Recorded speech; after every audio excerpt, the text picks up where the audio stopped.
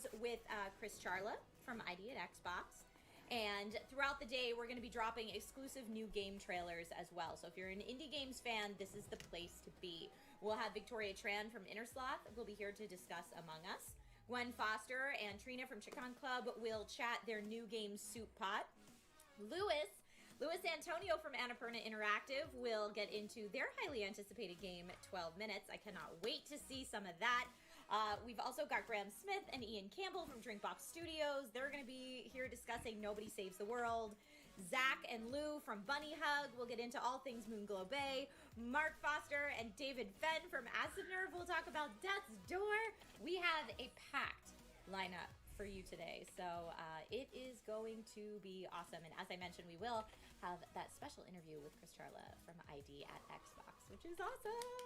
Yes. Oh my gosh. I am so excited about this. Now, before we do get started with our show, I do want to remind everyone at home, please sound off in the chat. We want to know what you guys think. I mean, I already see the chat moving and shaking as it is.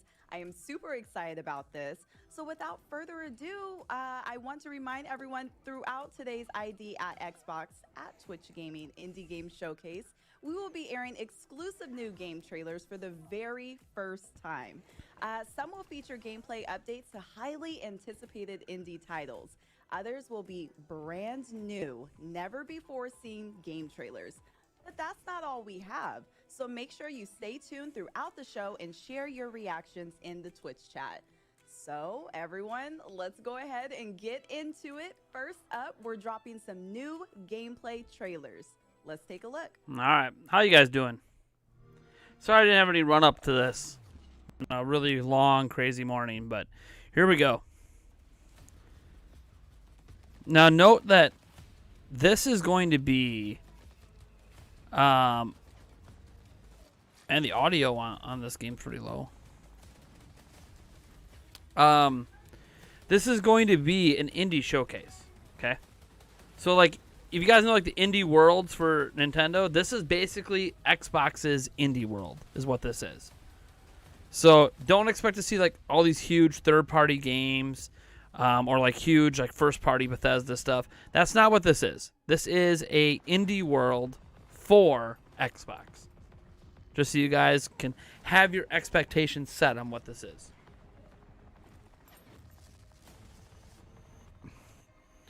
This game looks pretty good, though.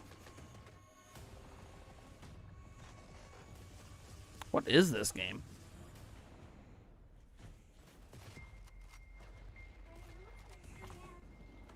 Oh, I will let you know. It's not time. No. I told you I will let you know when it's time. Go.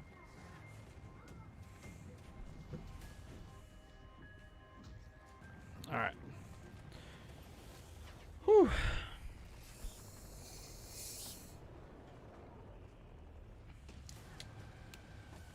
Randolph Jackson. The funny thing is, Randolph Jackson, if you actually beat people in Smash, that means you're not Nintendo Prime. I'm one of the worst Smash players in the world. Just letting you know. I'm really bad at Smash.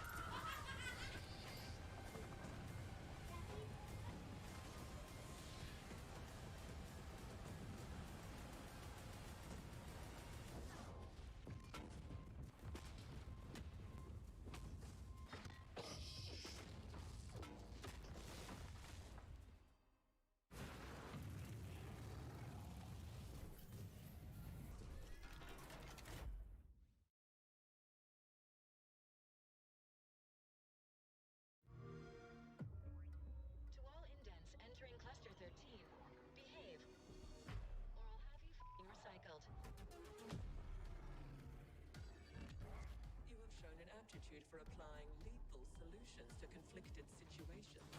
All right. Let's see here. We wish to test your abilities by giving you a special assignment. It was a Stalker? And you'll be given a chance at earning your freedom. This might be Stalker. Reminds me of Stalker.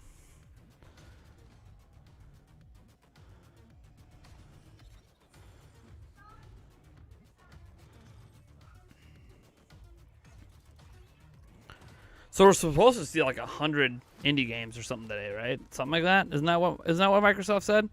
Something like 100 games showing up today. It's a lot of games to put in one presentation. But I'm sure they're gonna have like one of those mishmash trailers at some point that shows off like 30 games.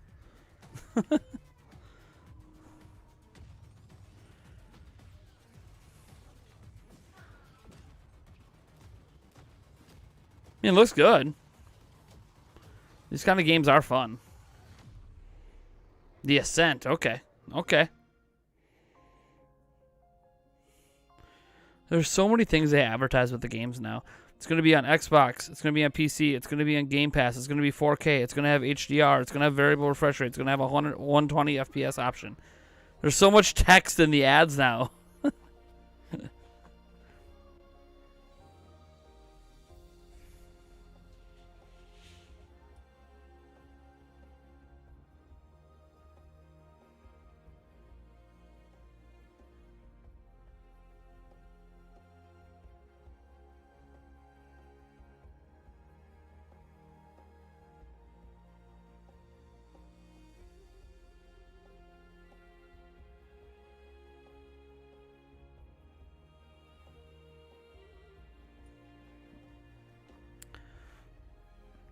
I don't know that any of these games today are going to be Xbox exclusive. I mean, maybe some of them will be. I have no idea. Does it matter? Does it matter if it's Xbox exclusive? That's really the big thing. See? Look. I mean, indie games are usually not exclusive to anything. Humble Games. Moonlight Kids. The unique art style. And one of those hand-drawn art styles. Whoa! Explore a hidden realm. Did those come? Did he throw those, or did they come out of his head? Couldn't tell from that angle, because his arms are a little short.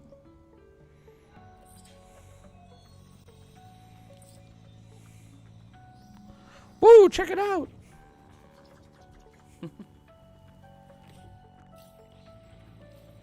Well, Fortnite causes autism, which is a really offensive name.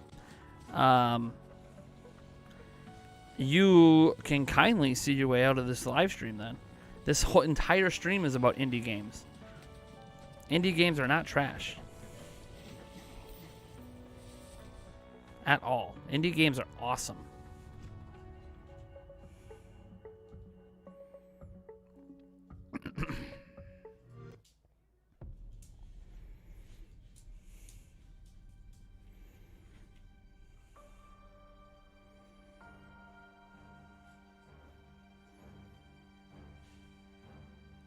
It's cool you love my content. I'm just saying that, like, coming into a stream that's literally about indie games and saying indie games are trash is just not good vibes, man. Also, White Umbrella, it only matters because there are PlayStation and Switch exclusive titles, so yes, it does matter. Why? What is up with, like, why do people care so much about exclusive games? I genuinely, like, if all of Nintendo's games went multi-platform, it wouldn't piss me off. I'd still own a Switch. Like, I just think it's so stupid. People, I've heard so many people just bitching about all this shit about exclusives. Like, who gives a fuck?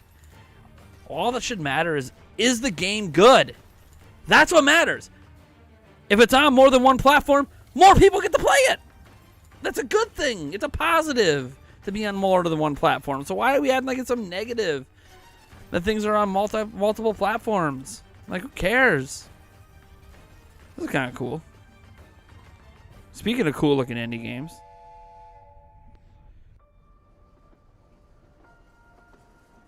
it's like a on rails shooter fight off monster thing. Definitely interesting. All right, Void Train. I see what what you're doing there.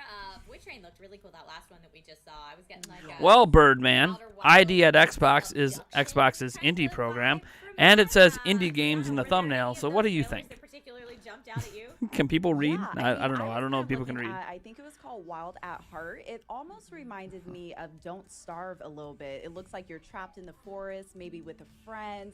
I'm very excited. I mean, Xbox came out of the gate swinging with this showcase. It's I am important because beyond people excited to want see what's their Yeah, expensive the system first one purchase that to they be showed, that validated. Exo Mecha game. I saw some people in chat were like, "Is this like mech battle So, Titanfall?" why do we thing?" view I think exclusives the as a reason is a lot of validation these for a trailers that we console just saw, if purchase? not all of them, I Shouldn't think it be, on this, are we a lot playing of games them and having said fun coming with the 2021, system? So those are games we can expect this year. Like I said, I'm a Some big of my fan most played of games on games Switch with are the third-party Xbox program. multi-platform We can get games. into, Shouldn't it just later be, about how the specifics hey, of the program work, but bringing all these are you having a good time like, playing it's video what games it's on that all system? about. So, Purchase is yes, trailer validated. for it. Doesn't I matter just what the played games a are. very early build of that, If you and buy it an was so Xbox Series adorable. X and all you play is So Madden, a Call lot of Duty, fun stuff um, coming up, and a lot of fun I don't even know. It releases Takes Two from coming EA up. or whatever. You just play a bunch of Yeah, you play multi-platform a lot of games. indie games on your Who Switch. cares? Are you having I a great do. time I playing kinda it on stuff. Xbox? I mean, my Your favorite purchase thing is about indie validated. games, honestly, is the art The style. only thing that I am exclusives such a matter sucker for not in the only grand graphics, scheme of but these just conversations visually appeasing are games, and I feel like console with indie wars. games, you get so much of that. Console war And bullshit also, is by the just way, that. I It's do wanna bullshit. remind the Twitch chat If at all home, you care about is please exclusives, sound fine, that's off. your What prerogative. game did you Pick the see from system that has the last exclusives trailer? you want to What play. are you excited But don't about? trash Love other to hear systems it, and you for let not me know your comments meeting to break your artificial standards that you created Yeah, for let's see, yourself. Burnt Toast TJ, You know? or Burnt Toast J It's in dumb. chat says, so great to see such wonderful support. It's for dumb. Indies. Yes. Well, their stream audio is kind of So quiet, yeah, that was for Exo starters. Mecho, I believe Ascent was Their the stream one, audio is Zombie, quiet. The Wild at Heart, and Your favorite game on Switch is Dragon Quest XI. Hell yeah. Really, really cool. Oh yes, I am excited. Oh, Oh, yes, I love let's that look we're at it able now. to Okay, see so this here again. was Exo Mecha, I believe is what this one was called again. And this is the one that some people were comparing to Titanfall. I don't know. My first thought when I saw those mechs, I saw kind of the circular light design in the center of their chest. and I was like, 66K? this is 60, big. oh, yeah. Dude, I'm we not all Jake and in Aaron. on What? that. Yeah, we totally hit Reminds me of 66K today. every great mech battle We crossed that I know. the I think I Mecca was into underwater. I think 66K. I saw a grapple On our way to hook- 70. grapple hook mechanic in Let's this. do it. Is this the type get of it game done. you think you could see yourself jumping into? See, I'm a little funny when I play games. We are I'm not a exactly huge at. fan of No, we first-person just dropped shooter below type 66K. games. We are now at However, the 65,999. We lost a couple nice. I mean, subscribers. and it looks like Probably you over my have little that. console war There's rant. So much going on, like you said, you're able to go underwater. It looks like you were shooting at a helicopter in the last clip that we saw. This looks pretty good. I might have to give it a try.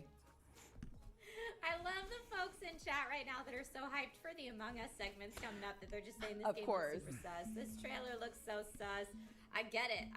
But yeah, that was just one of the. So that was 1, 2, 3, 4, 5 trailers already shown, and like we said, we've got a packed show for you today. So lots and lots of trailers coming up. But I thought Exo Mecha looked super cool.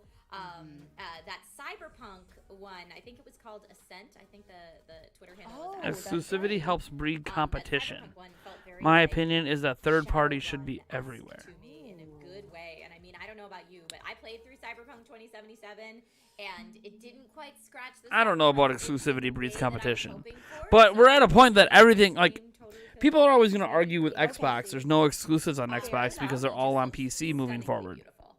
Is Omnimore the type Okay. of game you would traditionally stream? Yeah, I would kind of look more towards I don't know what you Omni. want me Like to I was saying say. before, Wild of Heart Then is play them on definitely PC. Then it's something good for that PC gamers. captivated It's still me and good. caught my eye as soon as I Bethesda saw it. games, So I am all this very stuff, excited. still And I good like for that people you who said own that about PCs that and Cyberpunk own deal Xboxes. because, It's still a good you know, thing for some them. people are kind of I don't know looking what, for like- something in that genre Okay, if so play on PC then. Cyberpunk What- didn't exactly do it for them. What's the So problem? I'm excited about these. Why do we have to care? Yeah, I What you see, play it on. Mundane Microsoft doesn't in care what you chat play it on. says, Mundane Salad They just care that you play it. Shadowrun is greater than Cyberpunk. You know what? You said it, not me. But I don't Spicy. entirely. Sony is putting a lot of their Very games on spicy, PC. Very spicy take on there today. A lot of their games are putting on so, PC. Folks, like I said, that was just a snippet of some of the fun that we have for you today. Granted, they're Let's doing it bring in our later, first you know, guest. like So a our year, first you know, guest on what? today's I think show like 3 years is the later. Senior Something like that. director of the Whoa. ID at Xbox program, which has been helping independent developers self-publish their games on Microsoft's Xbox consoles for the last 7 years. And if you're wondering what types of games ID at Xbox are working on right now that will be coming soon to a console near you, well, here's a sneak peek.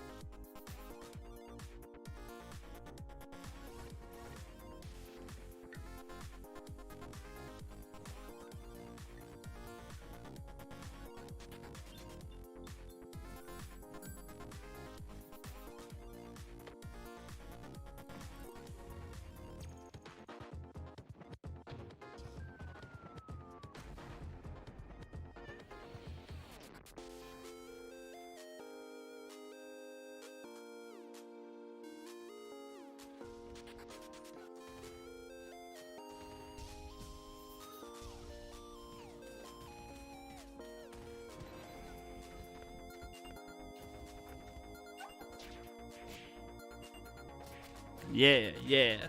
Iron Corvo, Kung Fu Genator, Echo Generation. Dude, a lot of these games look good. Indie games have really come a long way from back when they were just like, you guys remember the WiiWare games? Like that feels like the kind of like that first era of what we know today as indie games. Like independent games have always existed. We used to just call them B tier games, but now like we're in. Dude, it says press any button. Press a button. And press a button again. X.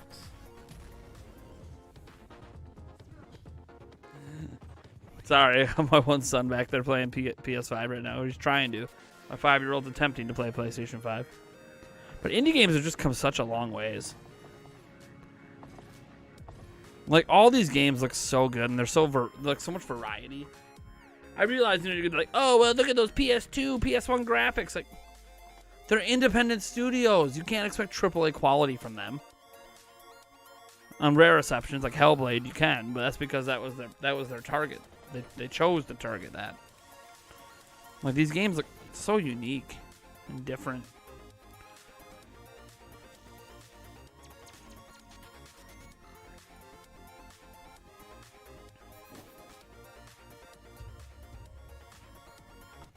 Wayne Umbrella says, did it occur to you that the person who asked whether these games were Xbox exclusive just wanted to know if they would need to buy an Xbox to play them? I didn't think it deserved a rant. And the answer to that question, as I said back then, was I don't know if they're exclusive. I don't expect them to be exclusive because we're talking about 100 plus indie games. And technically nothing's exclusive to Xbox because it's on PC. So the answer is already no, nothing's exclusive.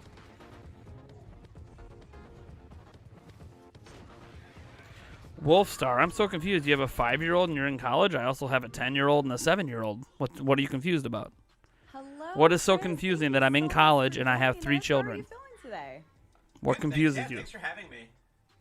Of course, of course. I'm Now, for everyone I'm at confused. home What's watching confusing that you? aren't That I already have 3 familiar kids. with the ID at Xbox program. Can you explain a little bit about how that works? Yeah, sure. So basically, we're a program at Microsoft that enables independent developers to self-publish their games. So they come to xbox.com/ID, they sign up, they tell us what kind of game they're making, and we send them dev kits. They start development, they make the game, and then they're the publisher. We try and help amplify the promotion with things like what's happening today, and then the games come out, people play them, everybody's happy. It's awesome. It is awesome. I personally love indie games, and I think we've seen indie games have this not even resurgence, but kind of like just being brought more into the public eye in the last decade or so. And it makes it a little bit hard for some people to kind of qualify what is indeed an indie game. So I want to ask you, Chris, what are indie games all about in your mind? Well, that's actually one thing we do in the program is we don't try and define it. In fact, I used to have a buster on the outside of my office that said indie with a little buster through it because I was like, you know what? Like I'm old and I spent the 90s as a punk rocker arguing about what was punk and what wasn't punk, and like we don't need to do that. You know what I mean? To me, an independent game is really all about creative control. If a developer has creative control, they have that independence. But, we have folks in the program who are single individuals, one woman, one man making a game. We have studios in the program that are hundreds of people making a game. So we don't stress about it. Like, our focus is just on helping people get their games onto Xbox, helping get them great, and then making sure that players get to see them and have a good time. Cool. That is incredible. Now, Chris, I'm sure there are So many this gets into amazing moments a that kind of you- a. I'm going to turn down the volume on. They're talking a bit. This gets into a larger conversation piece, obviously, that's irrelevant to this current live stream. But I'm 34 years old. I'm going to be 35 this year. I graduated high school at the same time. I would say most people graduate high school that don't have any issues in school. I graduated when I was, 18. I turned 19 right out of high school. I did go to college, and I dropped out of college. I went back to college again, dropped out of college, went back to college one more time, and I dropped out. So then I decided, you know what? College isn't for me right now. So I got different full-time jobs, did many different things, ended up having children, and just went from there. And I decided about a year ago that, hey, you know what? I'm not getting in life where I would like to be, so I'm going to go to college and get my degree. You can get a degree at any point in your life. You can get multiple degrees. My best friend, Eric, is currently thinking about going back to college to be an electrician when he already has a degree to be a psychologist. He has a degree to be a physical therapist. He has a degree to be a computer programmer. He's thinking about going back to college for his 4th degree. In the end, the point is that you can be any age and go to college. College isn't just for you. Like, everyone's always has this, college is for young kids. There's actually quite a few people in their 30s, 40s, and 50s in college. You can go to college at any age. As for what was the other thing I wanted to respond to?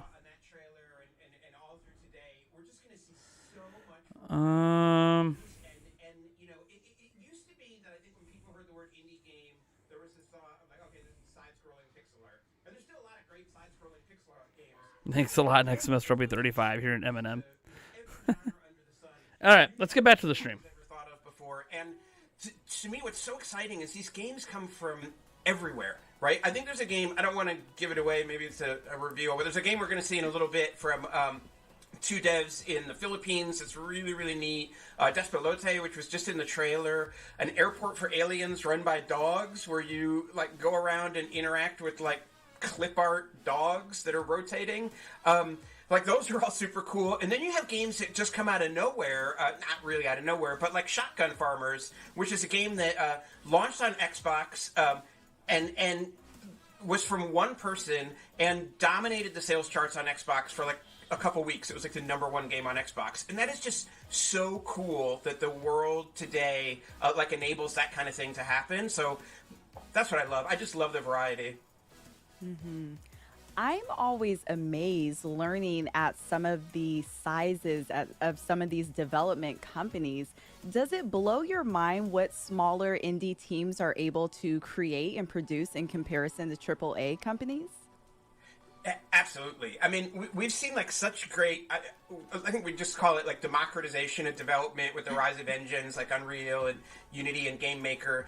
It really has now enabled the focus, games is still incredibly amount of hard work to make, but the focus is on like how good my idea is, how good my story is. Like game developers are no longer gated by the technology as much as they were 10 and 15 years ago. So that's awesome to see. And it's also been awesome to see how things like Game Pass have enabled so many players to experience so many games. It's just really, really cool. Yeah, it is super cool, and I for one love being able to jump on Game Pass and try something completely new because it's worked into that program. And we will definitely see games today in the ID at Xbox program that are available on Game Pass, but not all of them that we'll show today are, I don't think. Isn't that correct, Chris? It's some of That's them. right. Yeah, it's a variety. Games like, I'm trying to think, like, off the top of my head, Genesis No Airship recently, that was a Game Pass game, but Shotgun Farmer is not a Game Pass game, and there's a huge amount of variety that's in Game Pass, which is fantastic, and there's a huge amount of variety of games that are, not in Game Pass, so it's just great. Like, there's just a tons to play, and that makes us feel really good. Mm-hmm. Absolutely. Where do you think that indie games are headed next? So, say in the next decade or two.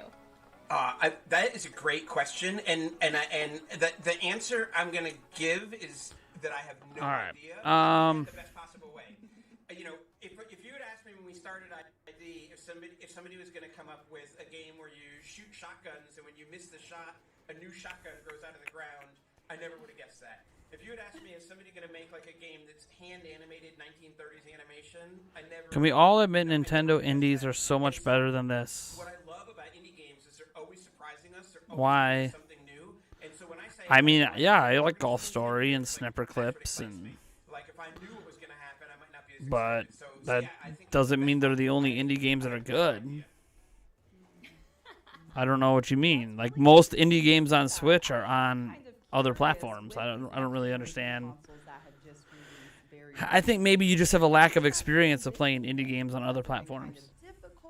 Maybe I'm wrong, but I feel like you just have a lack of experience. See, this is what happens when I cover other platforms, especially when I cover Xbox. There's always people just trying to like find a way to put down Xbox for no real reason, other than I guess feeling better about the system that they purchased because they don't own an Xbox.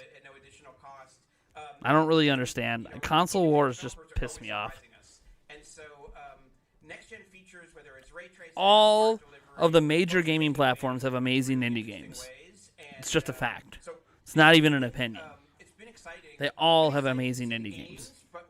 That's the one thing. We can argue about exclusives until the cows come home. But indie game-wise, they all have great indie games. I mean, think about this as them. Like Ori and the Blind Forest, the Ori games, they originated on Xbox platforms. So did Cuphead. Just another example. Those are just a couple right off the top of my head. Yeah, they're on Switch now, but they weren't originally. Yeah, in that context in particular, boring is fantastic for the indie devs, I'm sure. So speaking of See, White Umbrella, I don't believe in putting words in people's mouths. When they say, when Wolfstar comes out and says, we can all admit Nintendo indies are so much better than this. Now, Indie World, sure, maybe. Do I think this is a good presentation? I think that it's a different presentation. They're going to be showing more games. We've already seen more indie games in this presentation than we typically do in Indie World. Now, the question obviously is, are these conversation bits they're doing, do they add value in comparison to an Indie World? That I don't know. I think there's some interesting questions they answer, like, the importance of indie games at Xbox. They covered that already. I think that the conversation they're having right now is a very interesting conversation. But it's also one where I think people that tune in just to see indie game announcements don't care. So it's kind of this is really cool in a podcast format. This should almost be like an indie podcast. But I don't know. I don't think, does Xbox have their own podcasts? The Nintendo technically has their own podcast with Nintendo Power Podcast, where they could talk at length about indie stuff. They don't really have that at Xbox, I don't feel like. So they're kind of combining the idea of talking about indie games in a podcast format and then showing indie games at the same time. Which, I mean, it is what it is. It's going to make this presentation really long, but what are you going to do?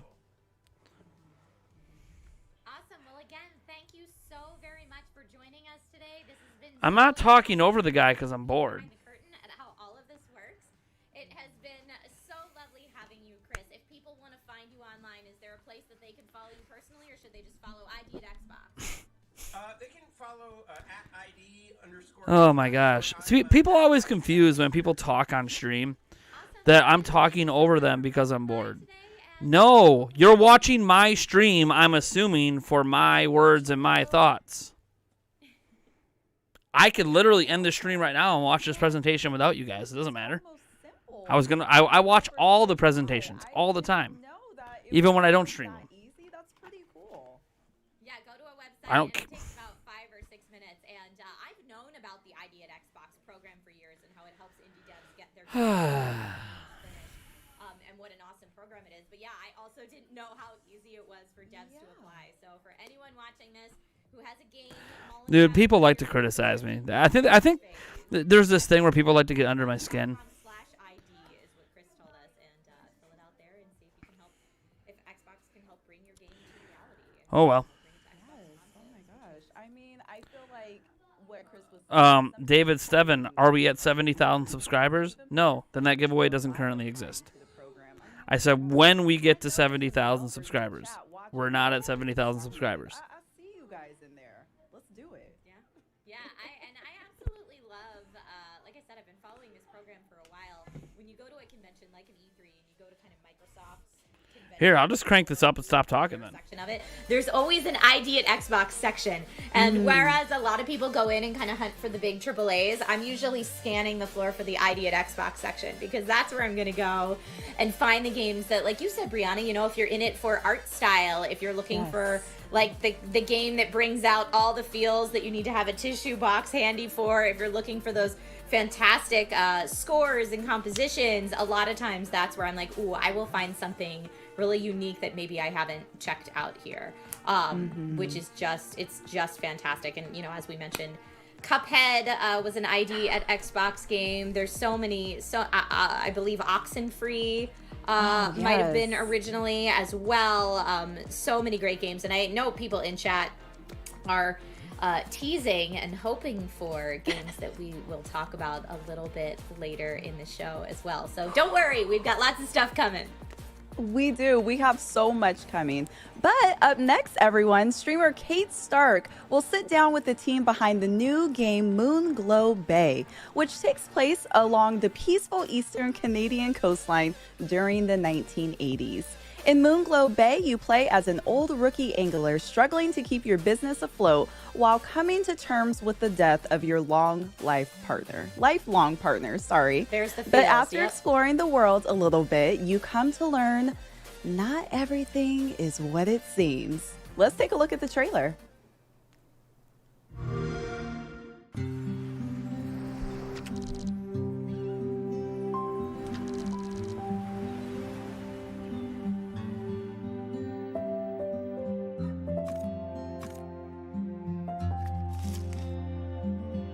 Well, Guppy, you did it. Your first catch. 40 years, and you still surprise me. I know this place seems strange. A fishing town afraid to fish. But that's why our new venture might just stay afloat. Because all those stories about the mystery... Can I say this game looks really good? I think I'm just gonna ignore chat the rest of the stream and just react. That's what I did for the plan for the stream anyways, just to react. Waiting to be discovered. So we'll find them and share them with the world. Together.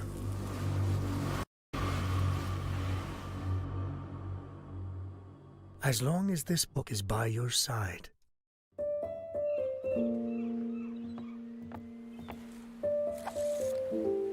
So am I.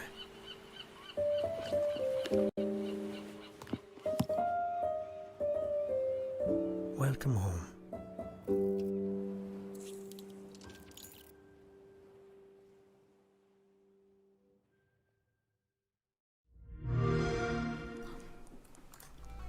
Hi, everyone. Thank you so much for joining us. Zach and Lou, welcome to the show. Can you tell us a little bit about Moonglow Bay?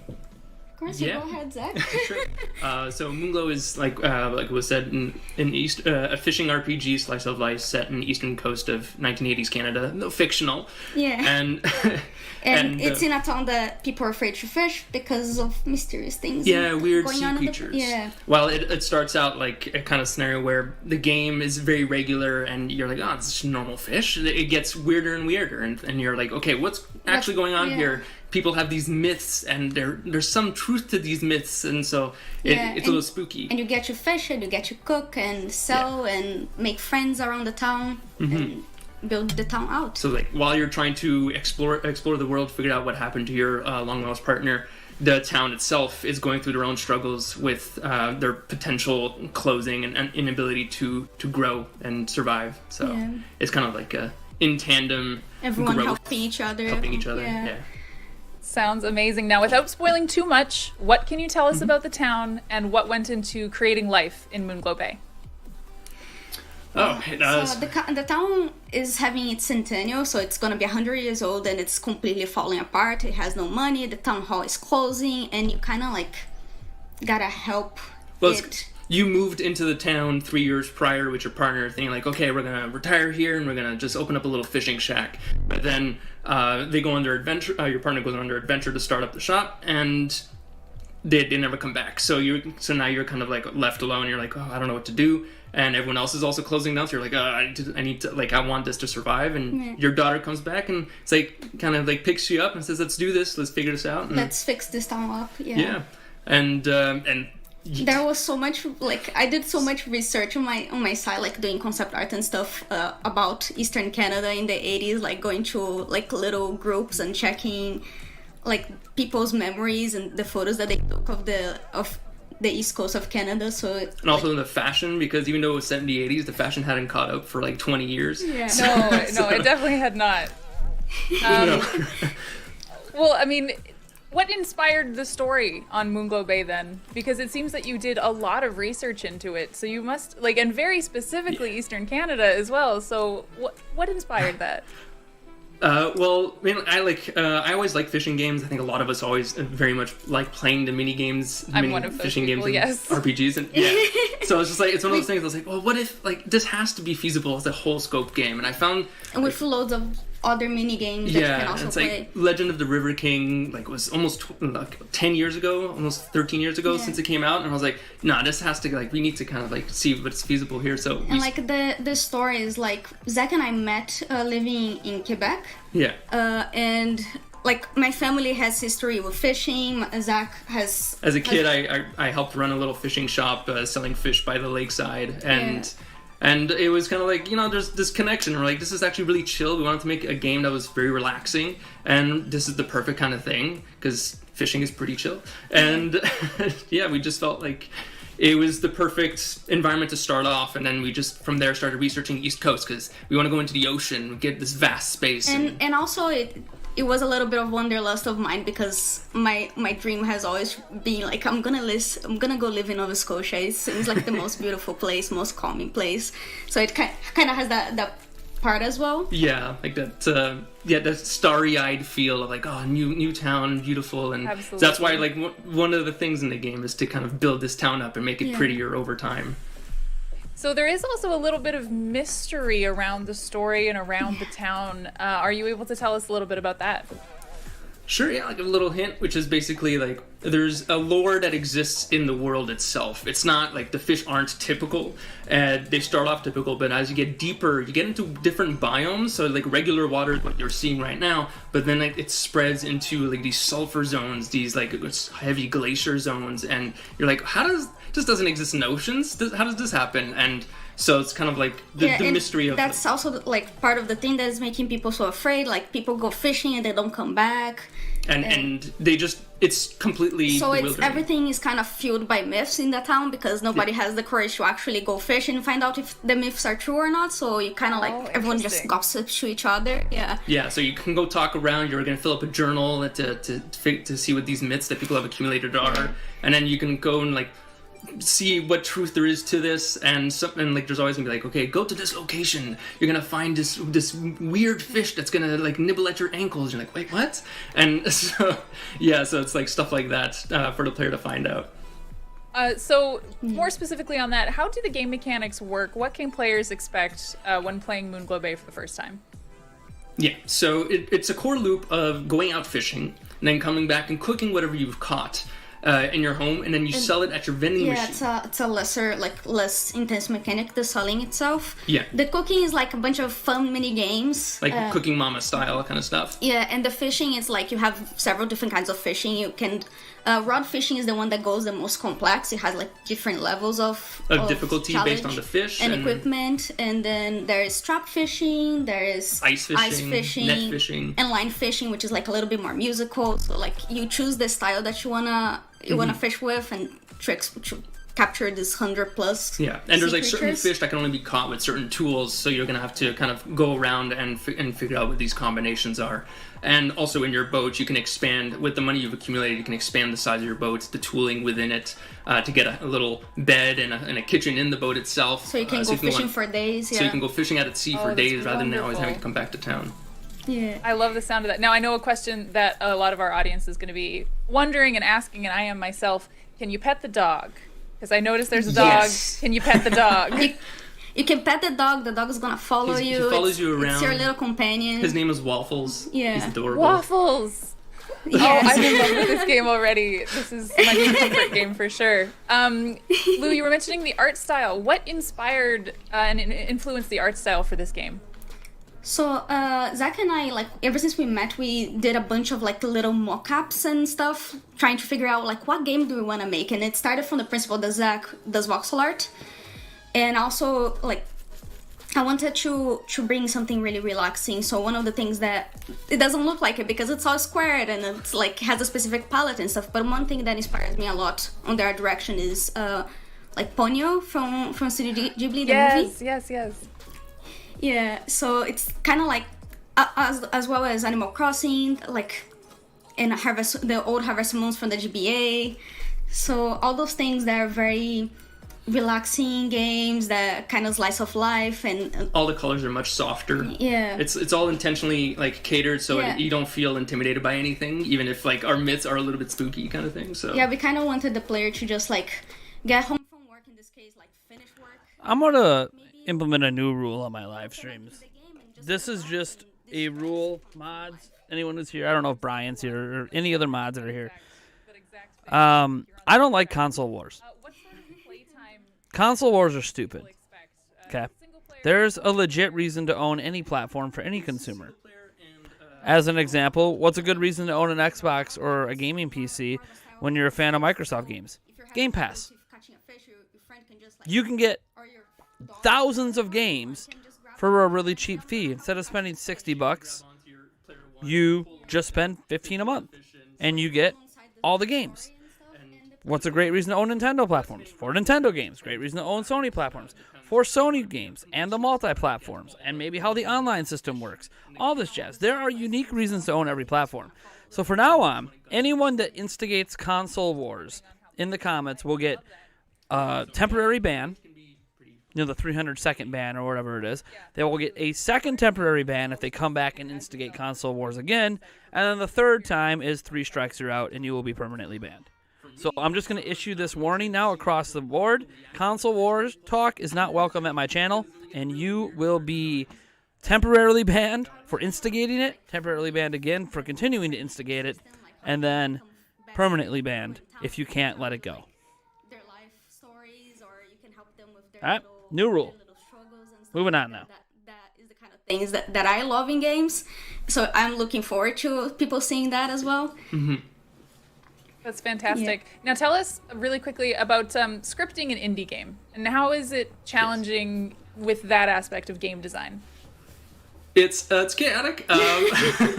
It's one of those things that initially you're gonna have a like set idea where you're like, okay, you have this goal and it's gonna be so big. Oh yeah, you're gonna have a set idea that's massive. The scope is always gonna be huge, and then you kind of, as you're building out, you kind of build the first section, and then you're like, okay, how long is this gonna be? And then you play through, and you're like, all right, yeah, that. And can we keep pulling out this amount of like story and work and Yeah, so being it it's- through the entire game. Like we've been making this game for over 3 years, yeah. and a lot of iteration has gone through, and we're just like, okay, yeah, we have to keep cutting. And it's interesting because we also like we're still developing the game, and like as we develop it, we play it, and the storyline actually doesn't fit very well, so maybe we're gonna have to change it, and it goes a lot of work kind of goes down. But the big thing is that we've always kept like the main beats of the game, and so long as you can tie between all of those beats, then the length between it is not what matters so much in terms of how long that is. If you can tie them cleanly, then I think the players will always be happy with it because they're going to feel satisfied in the storytelling. Yeah. Right, and you were mentioning through storytelling and a little bit earlier that there is a good amount of lore in the game, and I'm understanding that the lore is definitely playing a bigger role than I may have thought. Can you tell us a little bit about the lore? The lore is, I think, it's hard without spoiling much. Without spoiling too much, but like one of it is like the reason why some of the people in town are afraid is because the fishermen who die at sea their spirits are taken within the waters, within the ocean, and that's what manifests like these weird fish and stuff. Ooh. It's Yeah. taken like from people's thoughts, and so yeah, it's like their weird thoughts and their weird imagination kind of brings up things in the sea. Yeah. So and that's just a tinge. I want to see more, like but I also don't want to. Yeah. No, not spoiling is very, very good. We'll steer off of that just to get away from spoilers for a little bit, but how did your team approach replayability? Yeah, so that was a little hard on the story. Like, the story part. It's mostly like we're trying to make different challenges in the fishing itself, even though it's a relaxing game, but we still wanted to give different levels to the types of fishing. Yeah, and it's one of the big things is that adding value to that replayability, and all the way we've done it is tying to that story. Plus because the lore is so interesting to player base. Every bit of thing that work you're doing, every added work you're doing goes towards that story, and you've got a lot of collecting. So if you want to, that's one of the reasons why we added so many fish, because we want to people to always have a surprise when they're playing the game. Like there's always something new, and different zones have different. Aren't these people just absolutely adorable? So you don't have to 100% all the These co-founders of Bunny Hug. the game, They are so passionate about this project. Learning more of the stories. As someone who likes to replay comfort games like this, and I think I would classify this as a bit of a comfort game, I'm very, very This happy game to know that there is legit that option. Before we say goodbye, looks good. because this has been lovely speaking to both of you, how can people follow you for updates on Moonglow Bay? So we have the Moonglow Bay Twitter account, an Instagram account, a Facebook page. It's all at Moonglow Bay. And we also, the studio itself is at Bunny Hug Games. On Twitter. And also there is our publisher that is also going to be giving a bunch of updates, which is at CodeSync. Like code and a sync. Yeah. Okay, that's wonderful. So that's where we can find. Thank you so Thank much. you very much. I know I'm excited to be. Yeah, this game looks good. Dude, how can you not like these people behind the game? They're so adorable and so passionate about this project. It's awesome. This is a side of gaming that I'm glad we get to see. Thank you, Kate, and thank you, Zach and Lou. What a fun look. Although I wish that chick on the left, what's her name? I wish she would get her internet working a little better because she's so blurry. In the ocean, people who die at sea, their spirits and thoughts. It's clearly on her end. I mean, sometimes you can't help it. Sometimes you just have poor internet access. You can't do anything about it. ISPs can suck. Brianna, that's her name. Okay, Brianna and Trisha. To something entirely different. Yeah, no, I completely agree. I love how Kate kind of called it a comfort game because it almost is a comfort game with, not the death part maybe. I don't know how comforting that is. But it looks so adorable. And again, the art style for me is what really drew me in. It's almost like that pixelated type of look. You don't really see that too commonly in games now. And I love that, they brought that back. And yeah, I'm putting it on my wish list. I need that. Yeah, I saw people in chat saying it's kind of like Minecraft-y looking, but with upgraded graphics. At least that's what people were reminded of. And everyone was getting excited when they saw there was crafting in it too. So we learned different types of fishing, cooking mini games, sell everything in a vending machine, meeting different people in town, and just for Zach and Lou, like, to be indie devs who kind of created this world, I'm sure it's just so exciting to invite people into the world and see what they do. Just like, hands off, we made the playground. Now the ball is in your Go court, forth. which is really cool. Right. Yeah, right, I'm excited. I'm excited for them. All right, folks, we have to take a quick break, but don't go anywhere. We have more exclusive trailers coming up. I see everyone in chat that's like, trailers. We'll get there. We have more exclusive trailers coming up, and coming up, interviews with the devs from Soup Pot, Nobody Saves the World, Among Us, and more. See you soon. Cool. So now they're on a break. 3-minute break. Okay. Cool. We can chat a little bit. I kind of like it. I kind of like this break.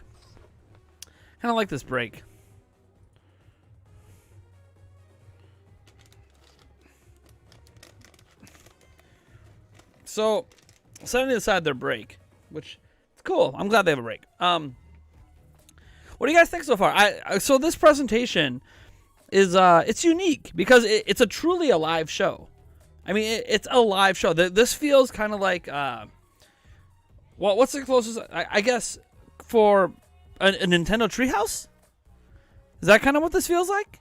They have trailers. They have interviews. You know, they have conversations. They have breaks. I mean, doesn't this feel like a Treehouse Live? Kind of feels like a Treehouse Live. And the games they're showing and the games they're choosing to spend time talking about are really good game. That last game, dude, that indie game was legit. And that interview, man, that interview was great. Like, I can't get over how adorable that I don't know if they're a couple, but they're at least the founders. It's just a different way of doing things. It's just a different way of doing things. Again, it's like a Nintendo Treehouse. You know.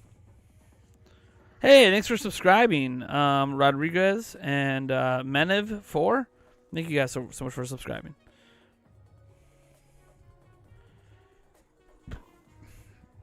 Well, I'm sure it took a lot of work to get this all organized because you have live interviews, at least what looks like live interviews. Maybe they're not live; they could be pre-recorded. But you have interviews, you got live interactions with the chat, you got those live Twitch comments coming up that they, obviously are chosen by someone, to highlight those comments to keep positivity. I like the focus on the positivity too. I mean, there's going to be negativity. There's going to be people not excited or thinking this presentation's bullshit. And here's the thing. Like, I know, like, that Wolfstar guy thinks, that he's silenced because he doesn't like the presentation. I don't care that he doesn't like the presentation. I don't care if any of you guys like the presentation. You don't have to use the presentation to incite console wars. That's my big thing. I just wanted to touch on that briefly. Like, the reason I instigated the console war rule is because you can voice your opinion that you don't like something without using that opinion to incite a console war. He was diving into unit sales and comparing PlayStation 5 and saying how there's no reason to own it. Like, he was going into stuff that's irrelevant to what we're talking about right now. Is, hey, here's a bunch of indie games Xbox is showing off. Do you think they look good or not? If you don't think they look good, okay, that's fine. But it doesn't mean we have to have a console war over it, right? So, anyways, the show's about to get going again, so here we go. Let's turn that volume back up. They gonna kick it off with some trailers? Let's see here.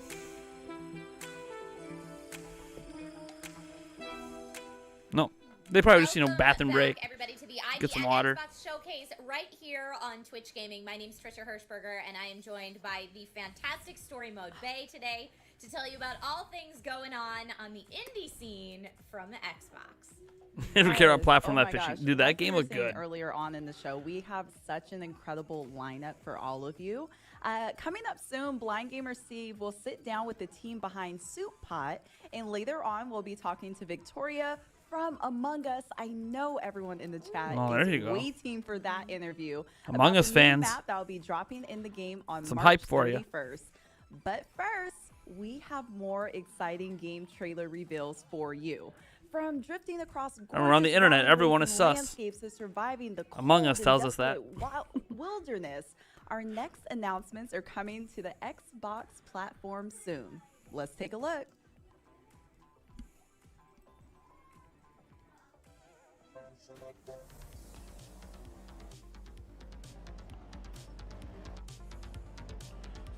Art rallies beautiful minimalist racing game. Definitely got the minimalist down.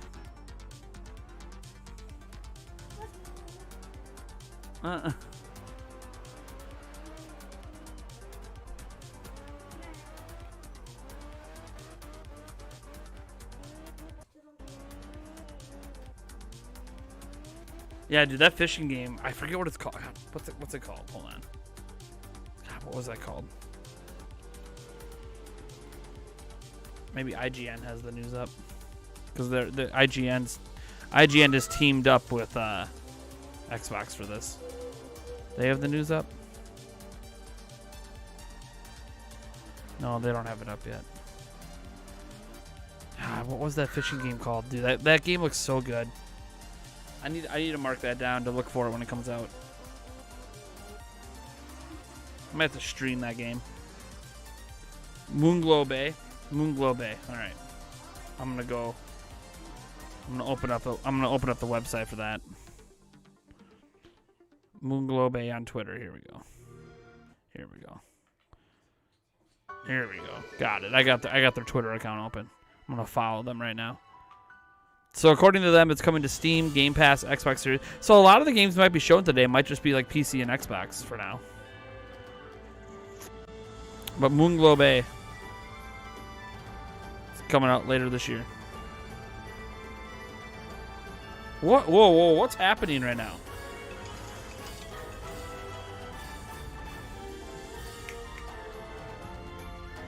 What's happening right now? Well, is this like Pokemon and Zelda? What in Fortnite? Is this Pokemon, Zelda, Fortnite all put together? What is this right now? What am I watching? Monster Hunter 2? This is Pokemon. Hold on. Pokemon, Zelda, Monster Hunter, Fortnite all together? What is happening? What even is this? Craftopia.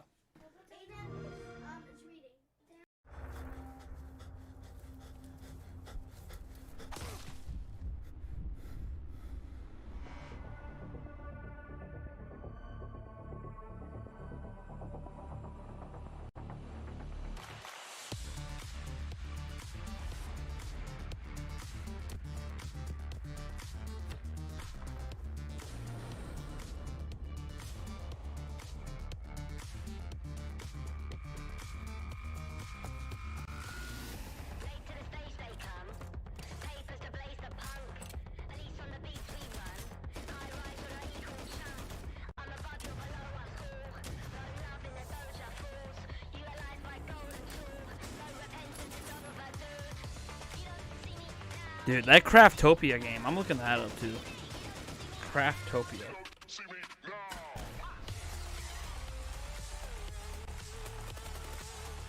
I'm following them on Twitter too to get updates.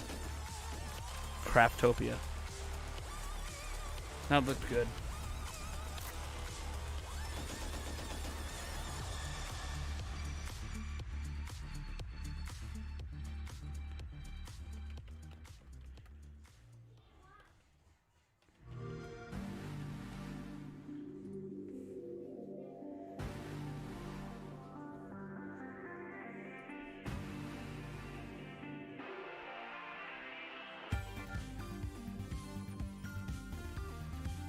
It's on Steam. It's a cool game. Yeah, I just follow them. I wonder if they're gonna add it to Game Pass.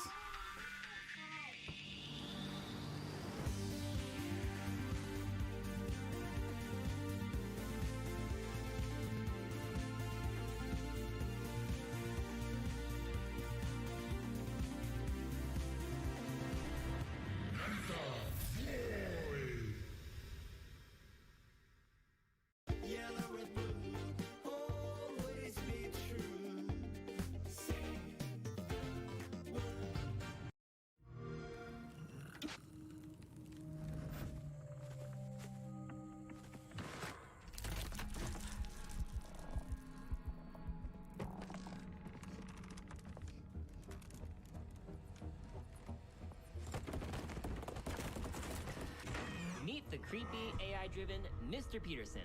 This character has one mission, keeping you from discovering his secrets. Hello, and welcome to Hello Neighbor 2. In this game, you'll be playing as a local journalist named Quentin, who is suspicious of his creepy neighbor, Mr. Peterson. For those new to the Hello Neighbor franchise, this is Raven Brooks, the sort of town where everyone keeps to themselves and goes about their lives. Normally, you would too, except a bunch of people have gone missing. And there's just something strange about your neighbor, Mr. Peterson. Everyone is afraid of him. There have been rumors of children going to his house and never being heard from again. Some people say he likes to lock people up in his basement. But no one has any proof. So people just try to avoid Mr. Peterson, his odd house, and ignore the strange sounds coming from his basement at night.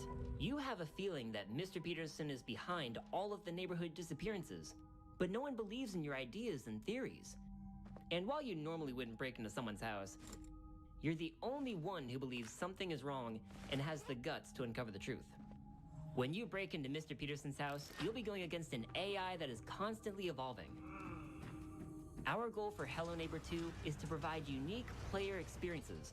This is an experience that is driven by the community. Mr. Peterson's behavior is a combination of a neural network and algorithms that allow him to constantly learn from his experiences with everyone who plays our game. It begins with the collection of player activity. Mr. Peterson takes note of player behavior, whether or not most players are likely to hide in a closet, use a certain escape route, or certain objects. As time progresses and he learns, Mr. Peterson's behavior may change and surprise you.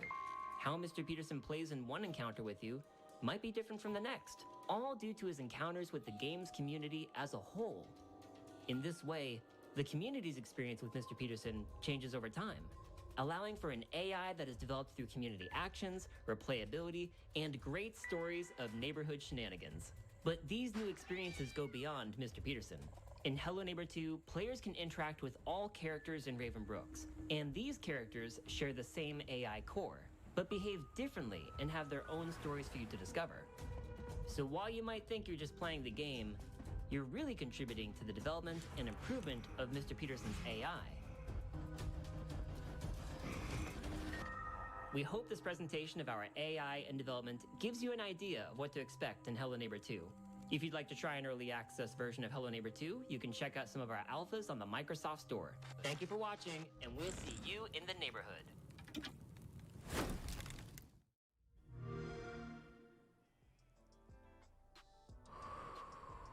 Here we go. Here we go. Oh, Are you a Hello my Neighbor gosh. fan, Brianna? So I played the first one and I was kind of petrified. Like he was finding me from every little corner. I remember trying to hide in the rooms and he was right there waiting for me. So the fact that they're making a second one and he's even smarter than the first game, I'm nervous. I'm very nervous.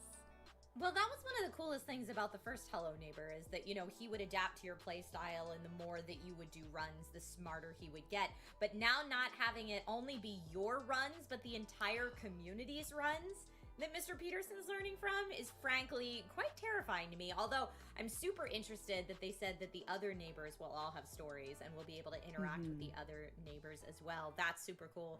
I love that in Hello Neighbor 2 we get a little bit of a motivation as to why we're invading this man's house, whereas I feel like in the first Hello Neighbor you're just like those meddling kids. Yes. That are bugging Don't our throw neighbor. your ball over in my yard again. And yeah, exactly. Yep. Now, I was going to say, I was very happy to see that Team 17 is coming out with another game. They're the same developers that made Overcooked, and even the style of the game, it looks very 80s and retro and almost futuristic in a way, which is super exciting to see. The first trailer that we saw with the car driving, again, a beautiful art style. I mean, wow. These trailers are blowing me away. It is a great time to be a gamer. Yeah, that first trailer we saw was for a game called Art of Rally, which got high praise from the folks at Top Gear, and being a little bit of a car enthusiast, if you will, an auto enthusiast. I was like, man, okay, loving it. That's some high praise again for Art of Rally. Craftopia looked cool, and I saw a lot of Rust fans in chat when they were showing Rust Console Edition. So for our console gamer friends, you will be able to get into the world of Rust if that's your jam. I've dabbled a little bit in Rust myself, although I dabbled on a friendly server, so I know it could be a lot more intense if I was in a more survival-based server where everybody's out to get everybody else. But yeah, Yes. console friends, welcome. Here we Welcome go. to Rust. But all right, so that was just some more trailers for everybody to check out. I know chat is all about those trailers. Up next on the show, we have streamer Blind Gamer Steve. We'll chat with the dev team behind the new cooking-inspired game, Soup Pot. In Soup Pot, you'll be able to make food with a wide range of locally sourced or supermarket ingredients in traditional kitchens. Discover and learn more than 100 recipes while streaming your cooking on Cookbook, the in-game social media map. Okay, so we've got like a cooking game and a streaming game. Let's just take a look at the trailer. Let's do it.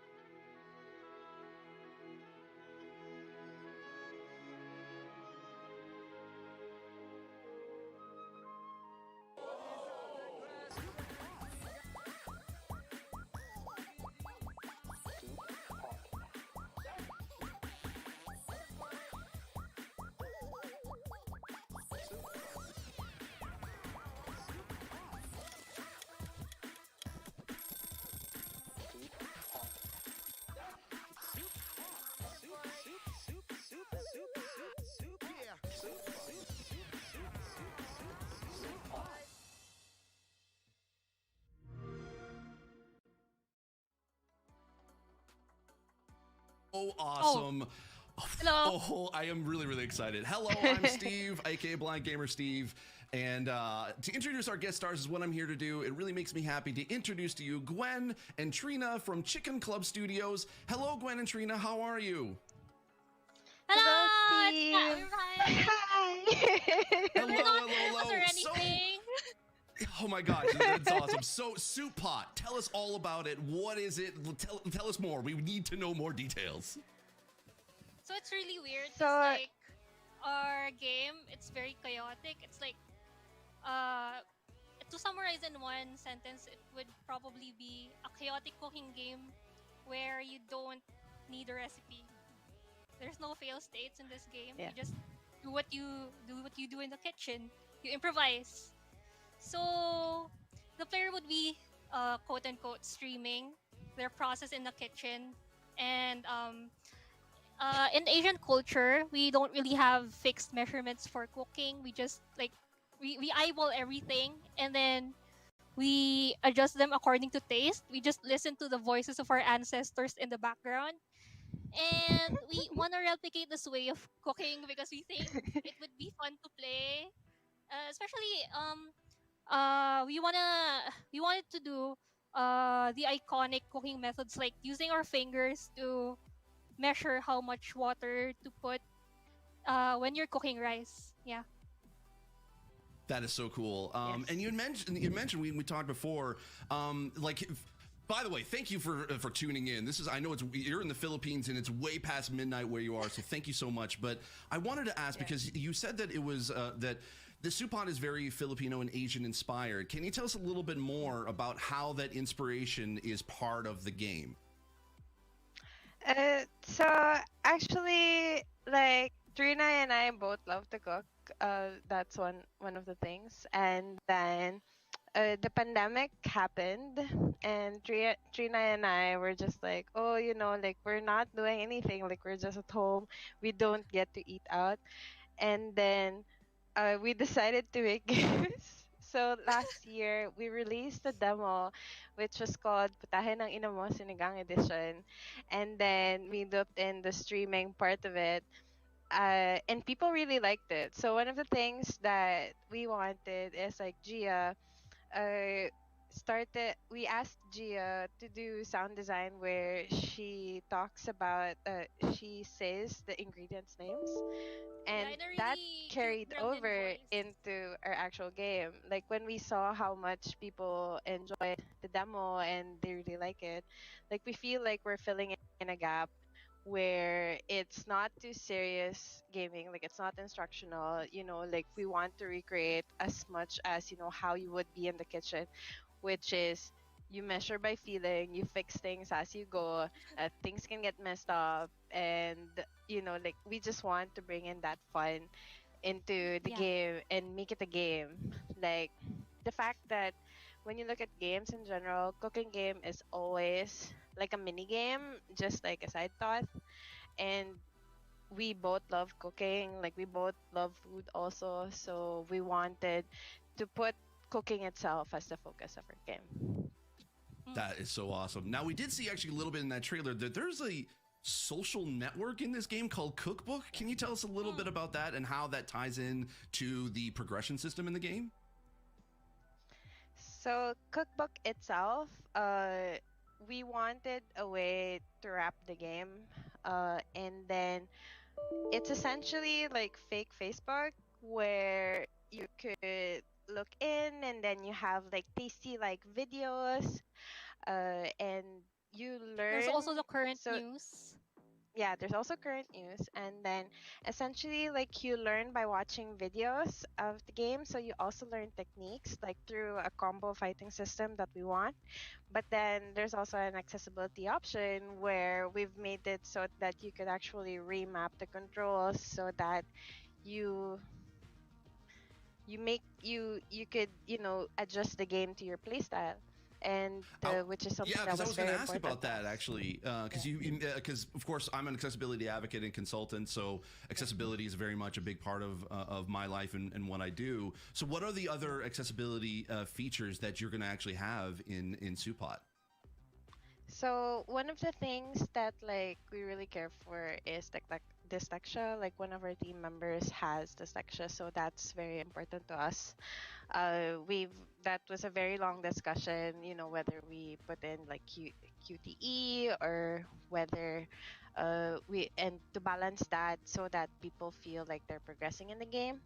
Another thing is that Trina is designing, colorblind filters so that we make sure that the game is also playable to people who may not see the colors.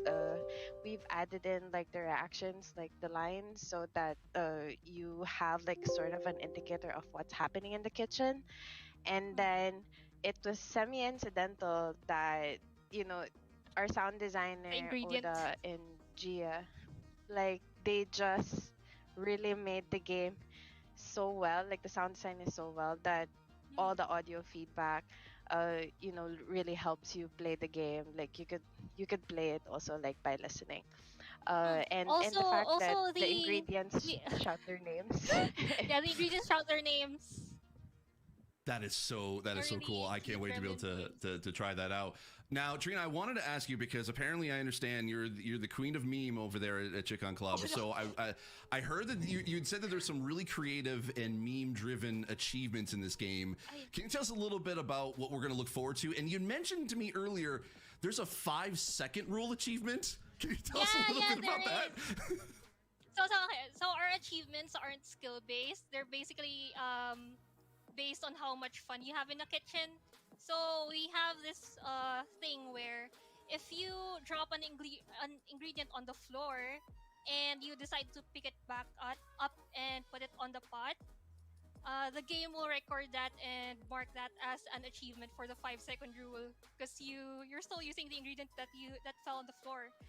And there's also this. Oh no, I'm spoiling a lot of things. But anyway, there's also this feature where you have a fake neighbor in the background singing karaoke, and if you get too annoyed, you can just throw food at them, so they stop singing. Oh my gosh! Something like that. Yeah. That is so amazing. I love that. So by the way, we should you should probably mention that there you got to make sure that you have to turn the stove off. Correct? You don't want to that's going to be an issue. You need to turn your stove off if you're not using it because it's gonna Eguen is gonna implement a feature where if you don't turn off the stove, your whole kitchen's gonna burn. Yeah. That's awesome. Now, you had also actually mentioned before that essentially there's going to be the ability to have like kind of different types of food from like locally grown farmers and holiday food. Can you tell us a little bit about that?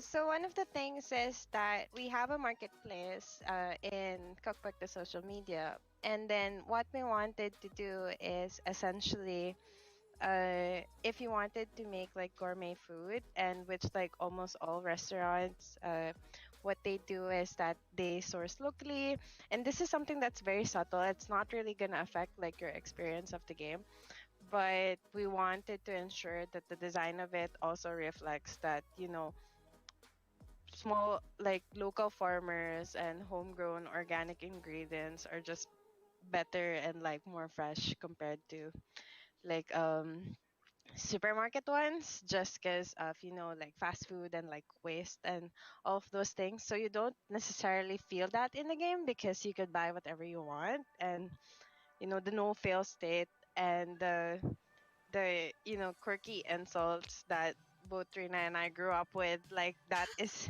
how the game is. So I feel like it doesn't push the things that we want, but we've designed the game in a way that it reflects that. I love that. Now, is this going to be a like a solo single player experience, or is there going to be multiplayer in this at all? Oh, it's a solo experience. Yeah. Oh, that's awesome. So you can kind of go at your own pace. I love that. So I bet there's a lot of people kind of in the chat that are going to be wondering, like, when can we be able to get our hands on Supot on Xbox? So currently we are aiming for August 31st, 2021. And yeah, like that month is like pretty important for us. When the game gets launched, you also could actually play in a Japanese and Korean kitchen, because of like how close those culture are us to what we're exposed to. So there are a couple of recipes, and then you could choose to cook in a Japanese or Korean kitchen also. That is so really cool. I love that so much. All right, so thank you so much, Gwen and Trina, for joining us. Where can we be able to find more information about Chicken Club, you, and Supot? Oh, we have a So you website could that's definitely, yeah. it's down there. It's Chicken down there. Club. Yeah. All right, that's awesome. And we And also have a then- Twitter. And We also have a Discord, Twitter, Chicken Club. Yeah.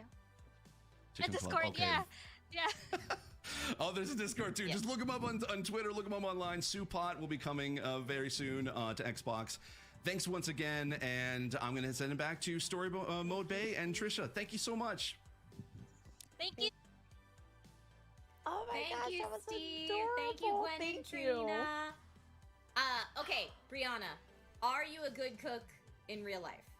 I've gotten better, yes. When I first started cooking, no, not really. But it's almost like trial and error. I love what they were saying earlier about how, you know, in their culture, there's no sense of really following recipes. It's just you let the ancestors guide you and they'll tell you how much you need to add. That's the kind of cook I am. You know what? I self-professed not a good chef, personally. And I'm watching this thinking, oh, maybe this will make me a better chef, much like Dance Dance Revolution made nobody a better dancer. So no, probably not. But at least it might make me have some love, you know, for cooking. I like the wacky stuff that they talked about where, like, you can throw food at your karaoke neighbor. Yes. That sounds hilarious. Or that when you select food, or I guess pick it up, the food yells out its name when you pick Yes. it. That's what I'm in for. I'm in for the wacky stuff. Or even they were saying the 5-second achievement. If you drop some food and as long as you pick it up, blow the dust off and put it back on the stove within 5 minutes, you'll be good. It's fine. I'm excited to play. 5-second rule for real. Yes, for real.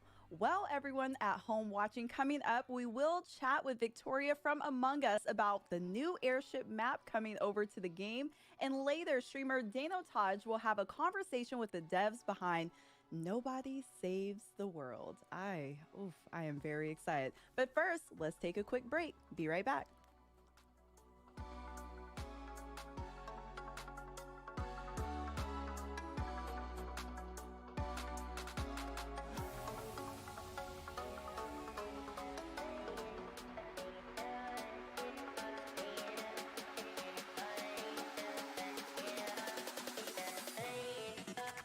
Sorry, folks. I'm over here like I'm not bored by what's happening on screen.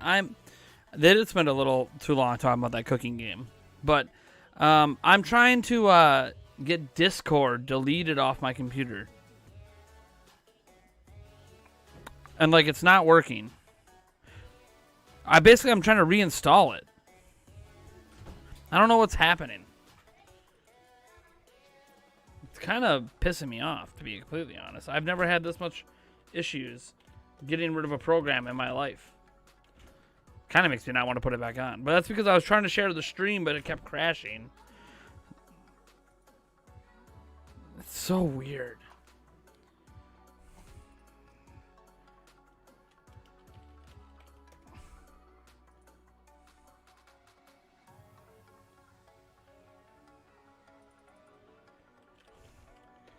Now I can't log in for some reason. I forget my password. So let's try this. That email is not it.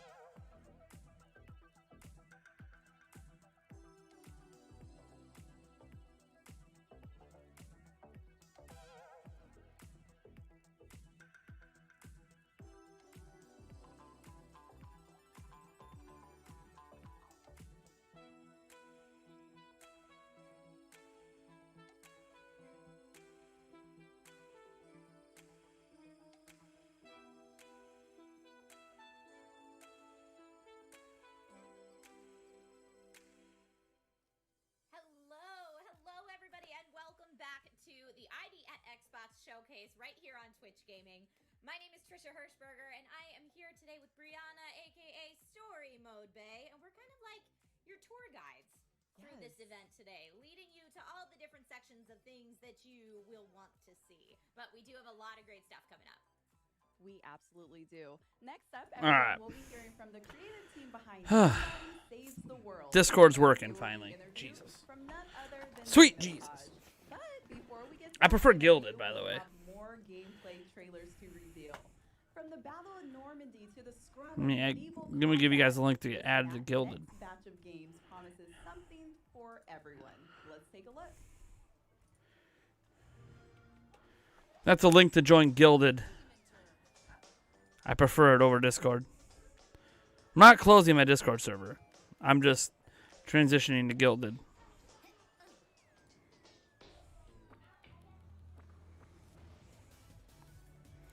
Hey, look, someone's mocking my name. Goodbye.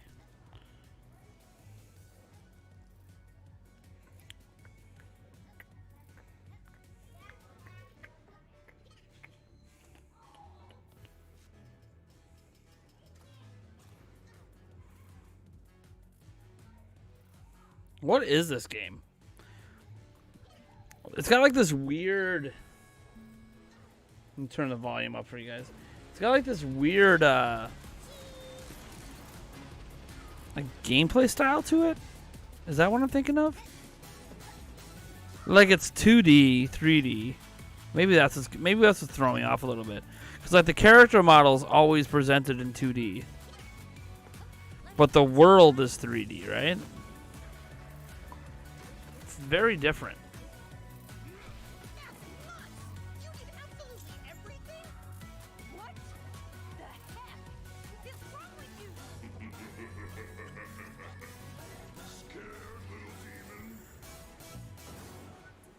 Demon turf. To sit on your throne.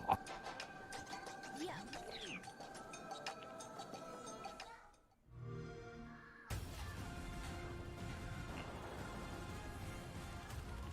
Invasion of Normandy.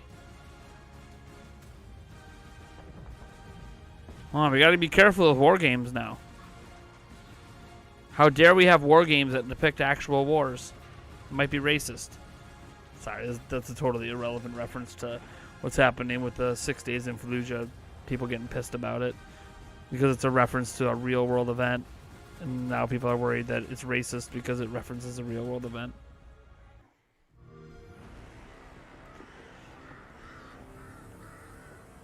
Tripwire presents Torn Banners. Ooh, see, I like medieval ages. What's this? What is this?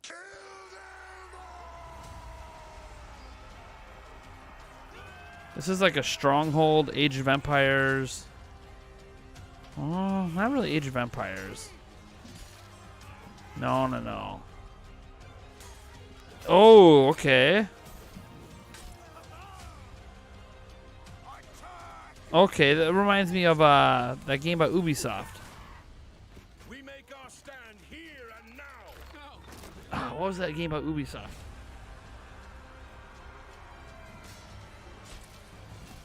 You guys know what I'm talking about, right? Chivalry. Nice. For Honor. Yeah, that's what I was thinking of. For Honor. Give me some For Honor vibes.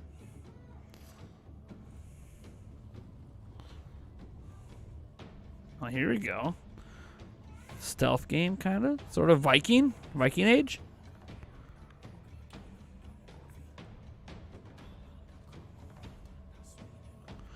Dun, dun, dun, dun. Dragon.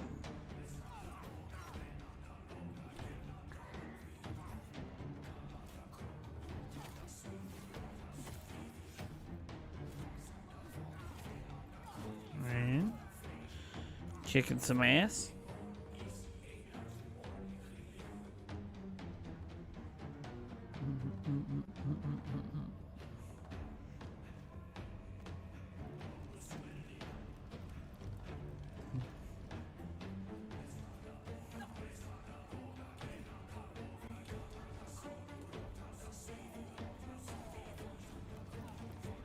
Not into this one.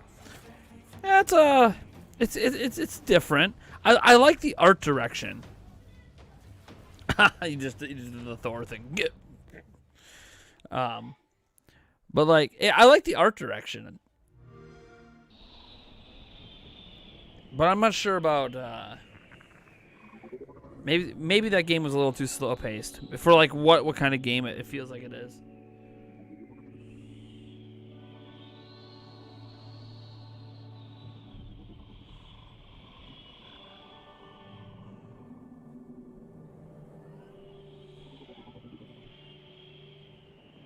Hey, look, it's our favorite friend Nintendo Pal, which is really that wolf guy on another alternate account.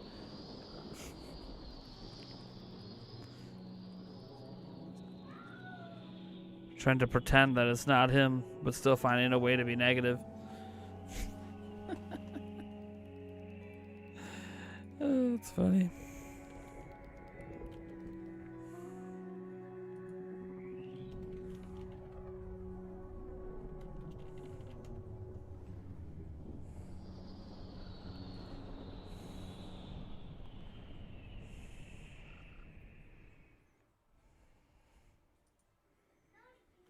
EXO.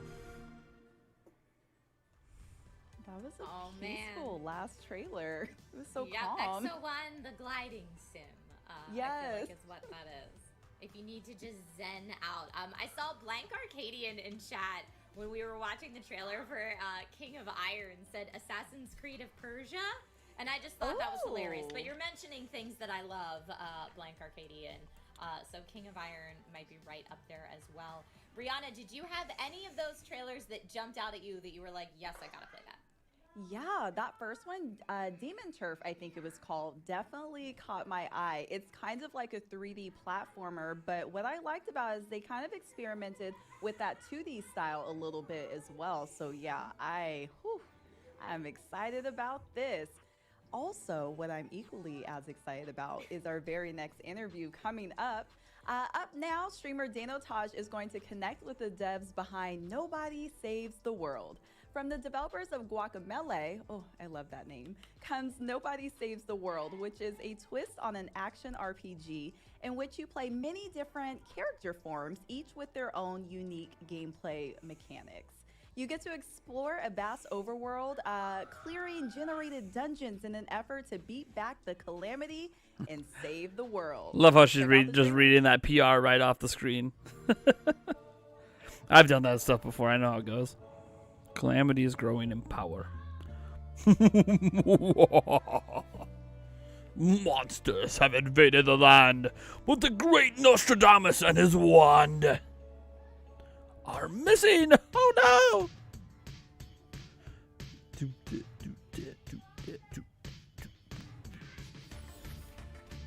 Complete quest. Break stuff. Become a rat. Gnaw the baddies. Kind of neat. It actually kind of looks kind of neat. I mean, I know we've had a lot of games like this over the years, especially from the indie realm. But I mean, come on, does this not look kind of cool? This looks kind of cool. Be a turtle. Be a macho man. Save the world. Dude. Guacamole. Was it guacamole? Wait. I know what guacamole is. From the makers of that game, Nobody Saves the World. Nice. That art direction looks legit. Yo, wow, that trailer was awesome. I've seen that like 3 times now. It's fantastic. My name is Danotage. Hello, everybody. I'm joined by the lovely, lovely human beings named Grant Smith and Ian Campbell from Drinkbox Games. The lovely people that brought you Guacamelee and Guacamelee 2 now bring you Nobody Saves the World. Hi, guys. Hey, how you doing?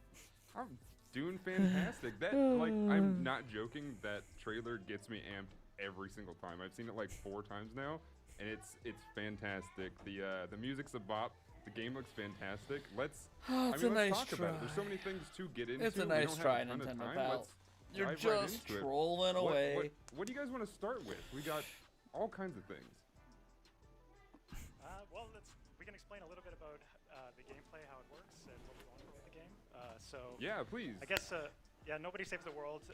Well, to start off, that naked gray baby that you saw that picked up the wand at the start of the trailer there, that's Nobody. That's who you start the game as. And so, like, right at the start of the game, you find this magic wand, which allows you to change your form into different types of forms. So the game is basically like a top-down RPG, action RPG, but as you're playing, you're progressing through this form tree, and you're unlocking new forms and playing as different forms and experiencing like completely different types of gameplay with each kind of the forms. So at the very start of the game, the very first form you'll unlock is you gain the ability to turn into a rat, and you actually use that ability to escape imprisonment. You get imprisoned at the start of the game. And then, so once you escape from your prison, you notice that the rat has this long list of quests that the rat can do using the rat's abilities. And when you start working on those quests and completing those quests, your rat starts to rank up and gain new abilities, and you also unlock additional forms that you can switch to, which have their own list of quests. So slowly throughout the game, as you're playing, you're unlocking new character classes, which we call forms, and exploring those different gameplay mechanics with the different forms, unlocking new abilities, unlocking more forms. You can see a little bit of the form tree in the video right now. You can see the player just turned into the rat. So in a quick nutshell, that's kind of what the game is about. So the forums, it sounds like it's good for you showing exploratory stuff and being able to kind of puzzle solve a little bit. I assume there's a lot that goes on with how your gameplay is going to be with combat and such. Yeah, absolutely. Like every form has their own play styles and their own moves. Like some are about like applying status effects to enemies and taking advantage of that. Some are like real heavy hitters, but they need like long windups and they need an element of like timing to them. some can fly, some can swim. There's like lots of combat and traversal mechanics. As you get further into the game, you can mix and match the abilities between the forms. So, then you have like a rat that can shoot arrows like a ranger, or a horse that's like biting things and poison like a rat, whatever. So the possibilities are nearly endless, you could say. Yeah, we talked about it a little bit before, and I think that's the thing that intrigued me most. It sounds like there's sort of a kind of Lego plug and play, get to pick different forms and kind of play with them. Is there like how complicated can we get? It gets pretty complicated. Like to start with, when you unlock a new form, the forms quests are all kind of like training you how to use that forms, because we want to ease the player into the new mechanics that are presented with each form. So it'll be like getting you to use your basic abilities. But then once you've kind of started to get the hang of a form, we start giving new quests that you can't do with the base abilities of the form. You actually have to mix and match, pull in abilities from other classes. So, like for example, if you're playing as the rat doesn't have any ranged abilities, but the rat might get a quest to, use ranged abilities to kill enemies. So then you have some flexibility on how you wanna do that. That's a pretty easy quest to do, because there's lots of options for something like that. But they do start to get more specific, and some of them are more difficult to figure out. Like, exactly how am I going to do this? And different customizations. It gives the player some room for creativity in trying to complete the quests that they're presented with. Yeah, that's awesome. I mean, that was probably the thing I was most excited for when sort of hearing about this. Was it looks very much like, well, it looks like my jam, I'm going to be honest, and it looks like it's a lot of chat's jam as well. So I think we're all pretty excited about that. But that sort of freedom to play within your rules as the developers, but also be able to kind of do things on our own and get pretty creative and play with like the tools that you brought up. I think that's pretty awesome. Not to mention, I mean, just simply like Geopart says, the art style of this game looks amazing, and I couldn't agree more. There's just so much stylistic virtue to it, and it seems like it's you're taking a lot of inspiration from your past works, like Guacamelee. Can we talk about like what are sort of the things that maybe you learned in the past that you brought to something like Nobody Saves the World? Actually, I mean, talking with the artists through the development process, of course, like one of the goals was to try and break a bit free from what we had done previously. I guess in terms of, say, like Severed and Guacamelee have a very like angular vectorized art style, but this is more like hand drawn and like lots of lines and strokes and stuff.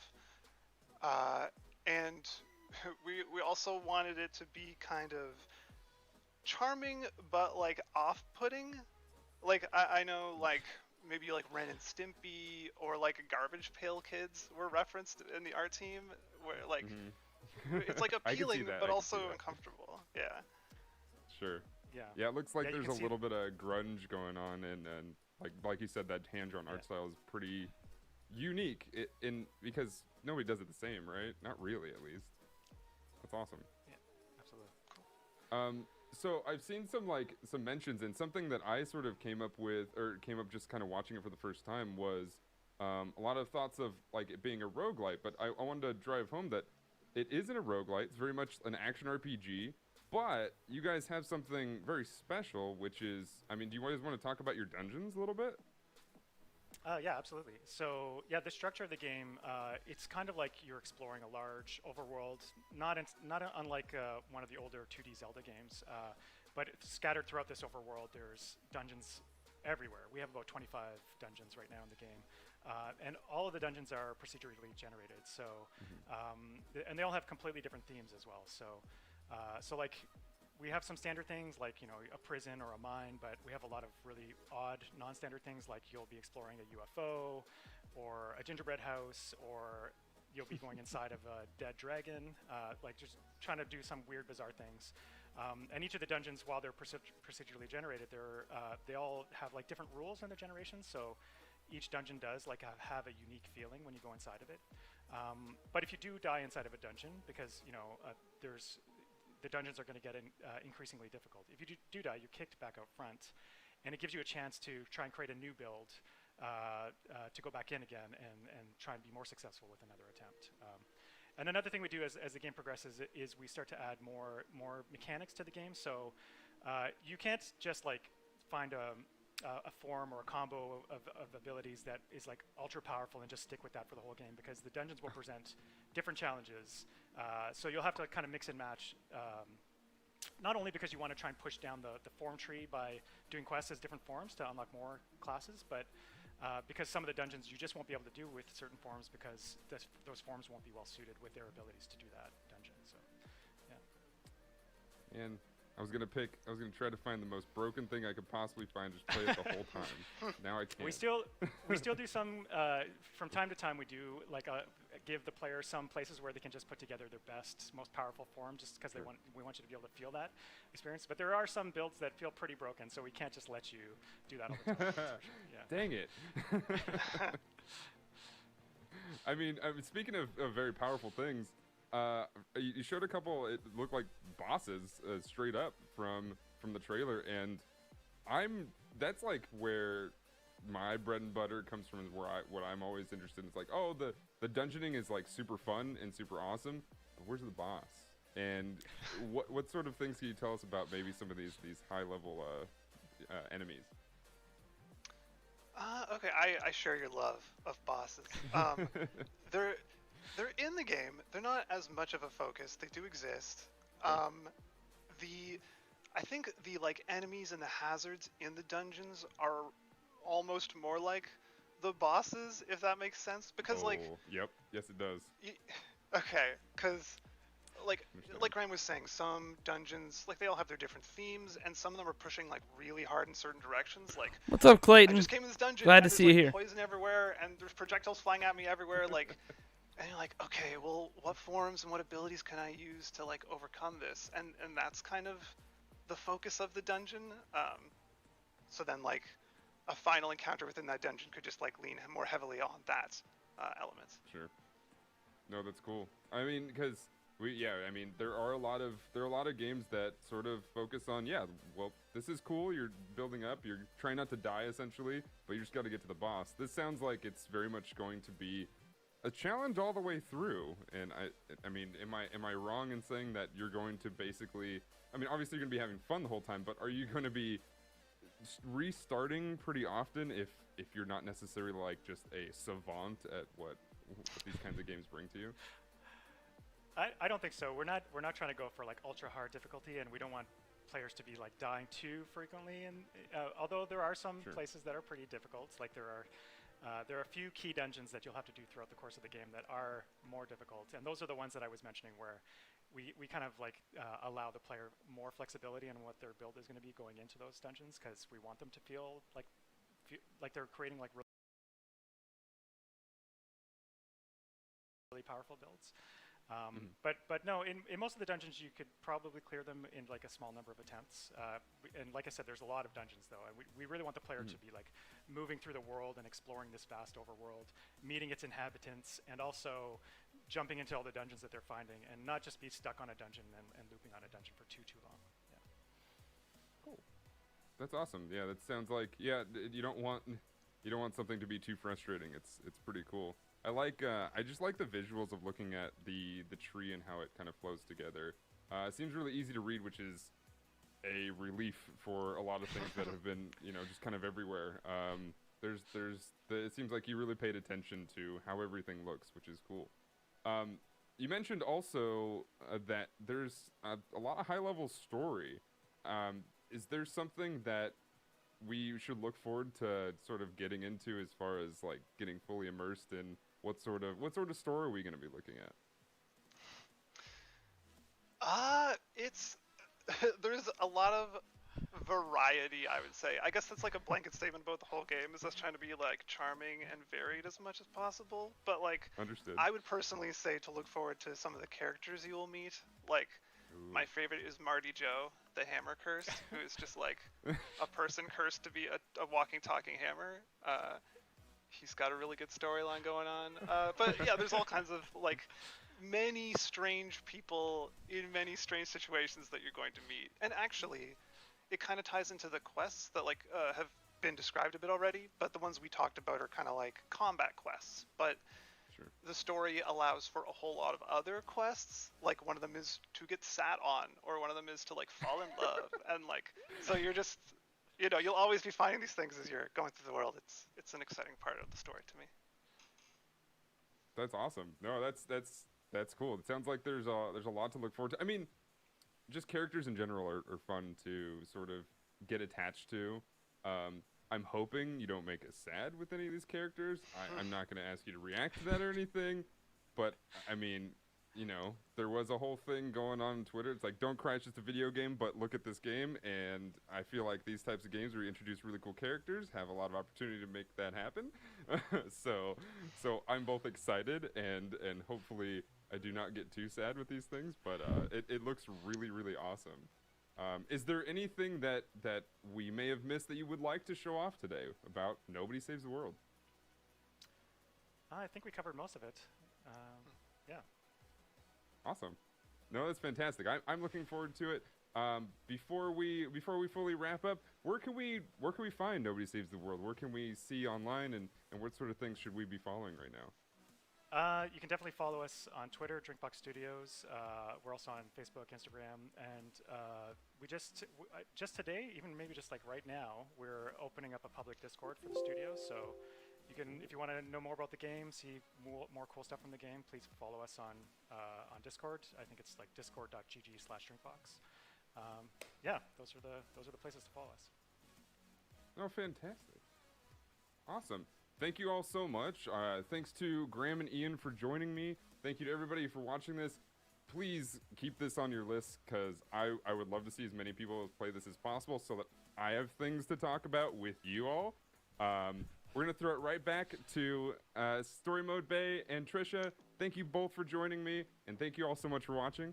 See you guys. Thanks, Dan. Thanks. Thank you so much to Danotage and Drinkbox Studios for that interview. Oh my gosh, Nobody Saves the World. I really like the fact that there's so many generated dungeons, so the gameplay almost doesn't feel repetitive. Trisha, how do you feel about it? So obviously I know Dart GYYY. We all know that's our favorite friend Wolf back again with another alternate account. But to address this specific thing you're bringing up, comparing presentation formats is not starting console wars. I don't think you understand some of the things you brought up. You didn't just start comparing console. You didn't just start comparing formats, right? Because this is more akin to a Nintendo Treehouse than it is, say, an indie world, right? Maybe we went into this thinking it'd be more like an indie world. It's more like a Nintendo Treehouse where they stream for 8 hours, do a bunch of dev interviews, have a bunch of conversations, do show off game trailers as well, and gameplay and all that. But this is way more like a Nintendo Treehouse than it is anything else. That being said, that's what you should be comparing it to because that's how they're presenting it. This presentation is literally like a Nintendo Treehouse, but for Xbox. Setting that aside, that we were doing an incorrect comparison, and whether or not you like this presentation is kind of irrelevant to the stuff that you were bringing up. You were bringing up things like comparing console sales.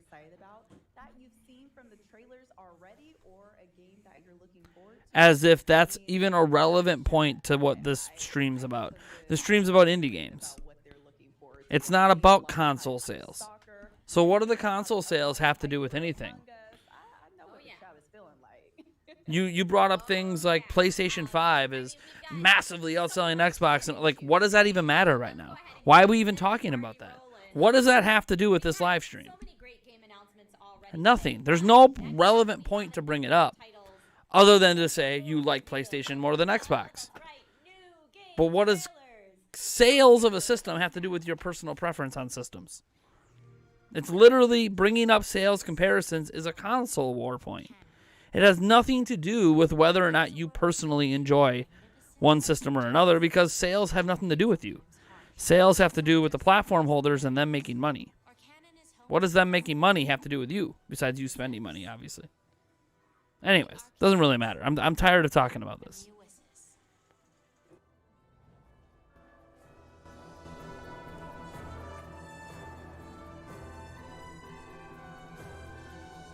Oh, we must not forget the Migmies. The Migmies bring our people together and carry around crates containing an essential ingredient for our society: This ingredient is called a harmelin. The harmony between our people depends on it. And last but not least, let me tell you about us. We are the demigods. Our mission is to fight and defeat the noises, the mysterious monsters that threaten our beautiful harmony. The demigods will not allow anyone to disrupt Orcanon's harmony.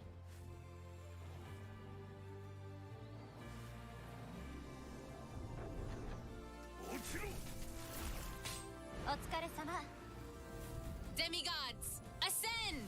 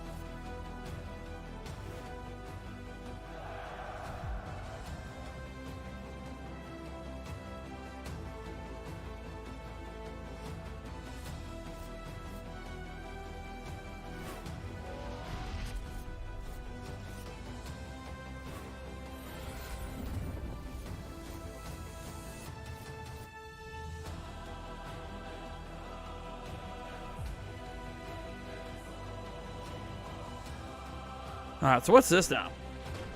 It's like a Fire Emblem kind of game?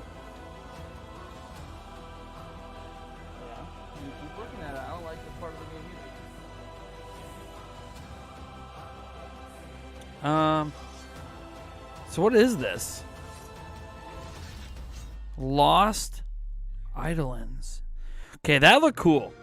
That game looked legit. What's this? Lawnmower Rider or something? I was kidding, but is this actually a Lawnmower Rider game? It is a Lawnmower Rider game, isn't it? Or do you race lawnmowers? What is this? I mean, lawnmowers. Lawn mowing simulator. There it is. I mean, come on. We have goat simulators. We have walking simulators. Of course, we have lawnmower simulators. Because, you know, you might not have a beautiful lawn of your own, which technically I don't have a beautiful lawn. I mean, I have a lawn. Which I wouldn't call it beautiful. It's like mostly weeds.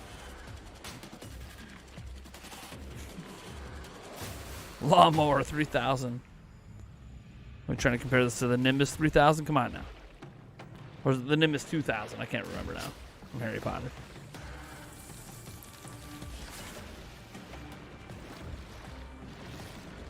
With games like that, it's actually much easier to have good-looking lawns than it is in real life, where you actually have to spend like hundreds of dollars a year to maintain your lawn, and like not just on the gas and or, you know, whatever for your lawn equipment, but you need to buy like weed killer and feed and all this different stuff if you actually want your lawn to look good.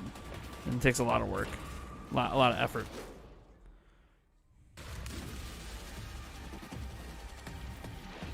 Dude, this game looks... This is another really good-looking game. It's like this platform-moving, top-down Zelda-style game. Loot River. Like, that's pretty... dude, some of these games, man. Oh! Take them out. Another good-looking game. Hey, look!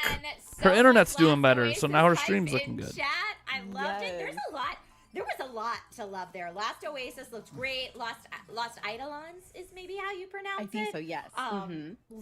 Yeah, Loot River looked awesome, and I saw chat also very excited for some of those things. Lawn Mowing Simulator made me giggle. If you want a really, really intense, very accurate lawn mowing simulator, then that could be you. But Last Oasis is out right now on Xbox One. Yeah, that is incredible. And again, like you said, there's so many fans at home watching. You guys go play, go download. It looks incredible. Now, I do have a couple of questions about Lawn Mowing Simulator because is there a story mode? Are you just kind of mowing the lawn casually? I'm interested. I have a couple of questions about it. But that last trailer for Loot River, oh yeah, I'm excited for it. It's almost like you're moving in a puzzle type of motion. It's like an adventurous Tetris, if you will. Oh, I want to play it. Oh yeah, and the second that I see Super Hot Presents before any trailer, I'm like, yes, please, let's get that. It looks like it'll be challenging, mixing the puzzle play with the combat, and the art style looks cool. The second I saw the Plague Doctor helmet and like wiping the blood off the front of it, I was like, oh, this is gonna be rad. I'm into it. And Lost Eidolons was like everything I love about a medieval character creator with what looked to be turn-based tactical combat. I don't know if we can specifically tell that from the trailer, but that's at least what it seemed to me, which when you combine those two things, that is something I am definitely up for as well. It looked really cool. Absolutely. Now, which one was the one with the guy and he was flying in the air? Was that Lost, or am I thinking about a different one? I'm trying to remember all these titles. They were so good, but that one looked exciting too.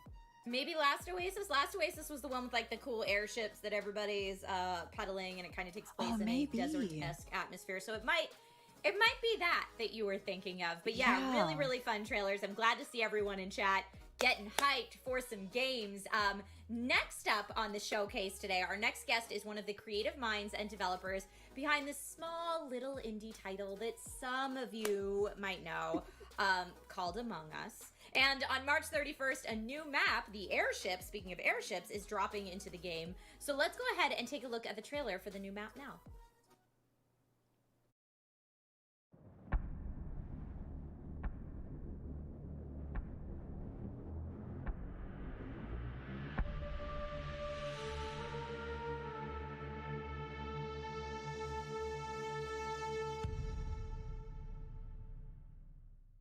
Welcome, recruit. Get yourself acquainted with the layout of the Top-Hat airship. Enough slacking, go do your tasks. You may need to take a ladder to get to certain areas, or maybe just take a nice shortcut. Quit grouping up. Choose a room to start in after a meeting. Someone keeps trying to sabotage us. Stop their plan. Keep your eyes peeled. We definitely have an imposter here.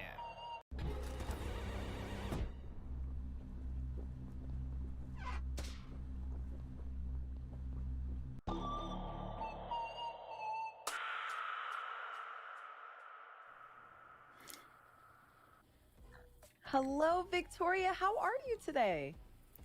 I am great. Thank you for having me. Of course. Thank you so much for being here. The chat is so hype. Like, they are moving so incredibly fast. I think everyone is We're very beyond honored. yes, I think everyone is beyond excited, not only for Among Us, but this new map coming out. What can you tell us about the airship? Yeah, so the airship is actually dropping on in like 5 days. Oh my goodness, 5 days. So soon. So it's very soon. Yeah, it's going to be our biggest map ever. It's going to come with an account system. We have some free hats coming with it, as well as some cosmetics that you can buy. There will be all new tasks. There's going to be ladders and moving platforms. It's going to be hopefully a lot of fun for everyone to play with, and we are really excited for it to finally be out. Can you tell us, for those of us that really like to play imposter or get chosen as imposter, can you tell us what the venting system is like? Is this going to have a fully connected vent system for that pro level play? Oh, you know it. Oh, I'm so excited. I'm so excited to see how everyone gets around to murdering each other. Oh, I cannot wait to, in the best ways, murder my friend.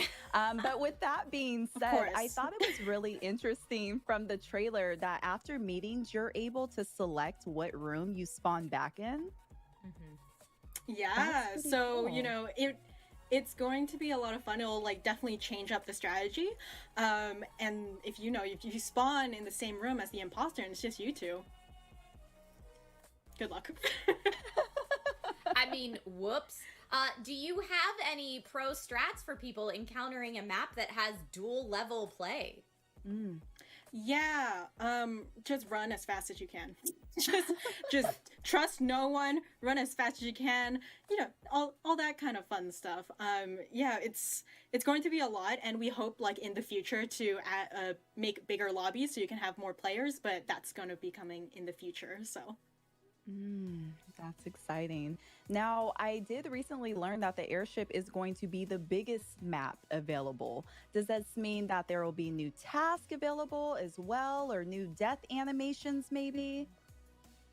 Yeah, so there's going to be all new tasks available, and there will be one new death animation if you buy the additional cosmetic pack that comes with it. As you can see, it's based on Henry Stickmin, which is another game that we made in the past, so there it is.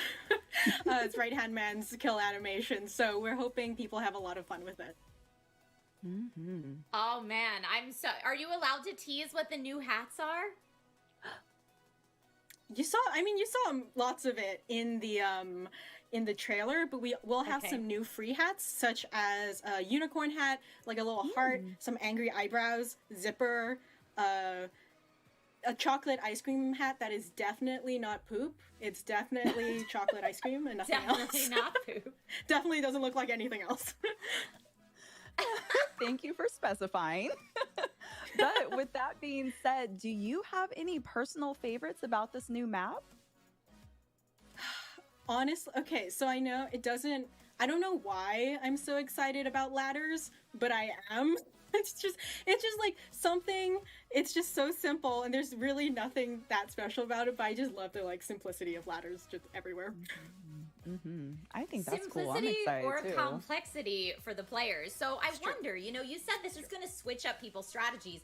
How much are you watching gameplay? Are you watching streamers to say, all right, here's the main strategies that people are running with right now that would consider themselves, pro level at Among Us, because there are people out there who are very good at this game. How much of their gameplay do you watch when thinking like, oh man, we need to switch it up? Oh, it really depends, right? So we do try to keep up, and well, there's a lot. Thankfully, we're very grateful to have a lot of people who play Among Us, so that's really cool. But we do, try to keep up and see who's playing and kind of their strategies and see the kinds of cool things they come up with. But within ourselves, actually, like with our game design and with our own like QA and our own play testing, it's really a mix of like our own sensibilities and just years of making games, and also just seeing how the community runs with it. Yeah, I mean, I feel like things like, visual tasks being able to be on and off, having the taskbar fill immediately, stuff like that, that it's kind of like through playing it, you're like, oh, this could be tweaked. Oh, this could be tweaked. And not just necessarily like tweaked to make the game better, just to give people options of what you want the difficulty to be. And I'm sure Brianna and Victoria, you can both relate to this, but it's like, you know, if I'm playing Among Us with my family members that don't game very often, my settings are going to be very different than if I'm playing with a bunch of streamer friends that are, you know, 24/7 Among Us players. Yes. Yeah. Definitely. Yeah, I think the cool thing, right, is just to see all the different kinds of people that come together to play Among Us, right? It's not, we've had classrooms of people playing, we've had families playing. It's been really nice to see. Oh, that's so cool. I am kind of curious because I have being an imposter on my mind. Are you able to maybe kill someone on a ladder or one of those moving My platforms? son's playing Astro's Playroom Unfortunately, on PlayStation 5. But the fact that you thought of that, That's what he's all right, excited someone's about. ready. Someone is just ready to kill on He's this playing with the bow and arrow on it right now. Yeah, I can see it now. Stack kill on a ladder. Story mode I bay. know. Oh my goodness. just plopping on the floor. Leave it push to it me. off the moving platform. Right. If it happens, we know who is sus. So I have to ask you, Victoria, how much do you play Among Us on, like, I would say a weekly basis? Are you like, hey man, this is my work, I kind of need a timeout in my personal life, or are you just 24/7 in the game? Yeah, because it's my work, I try to separate it. Like, I'll play it for charity and stuff. But the thing is like, I'm not actually a great imposter. Like, Forrest, who's our programmer, accurately called me out for being an imposter because no one was dying. Like, I was too anxious to kill everyone. So I don't really play it in my off time, but for work, obviously I will. Fair enough, fair enough. And speaking of work, I mean, I just have to say, I feel like the team has been incredibly busy within the last year. How is the development team doing? How are you all doing, kind of transitioning into this high demand for the game? Yeah, we are. I mean, one, we're grateful and excited, and we wouldn't trade it for the world or anything. But wow, we are tired and anxious.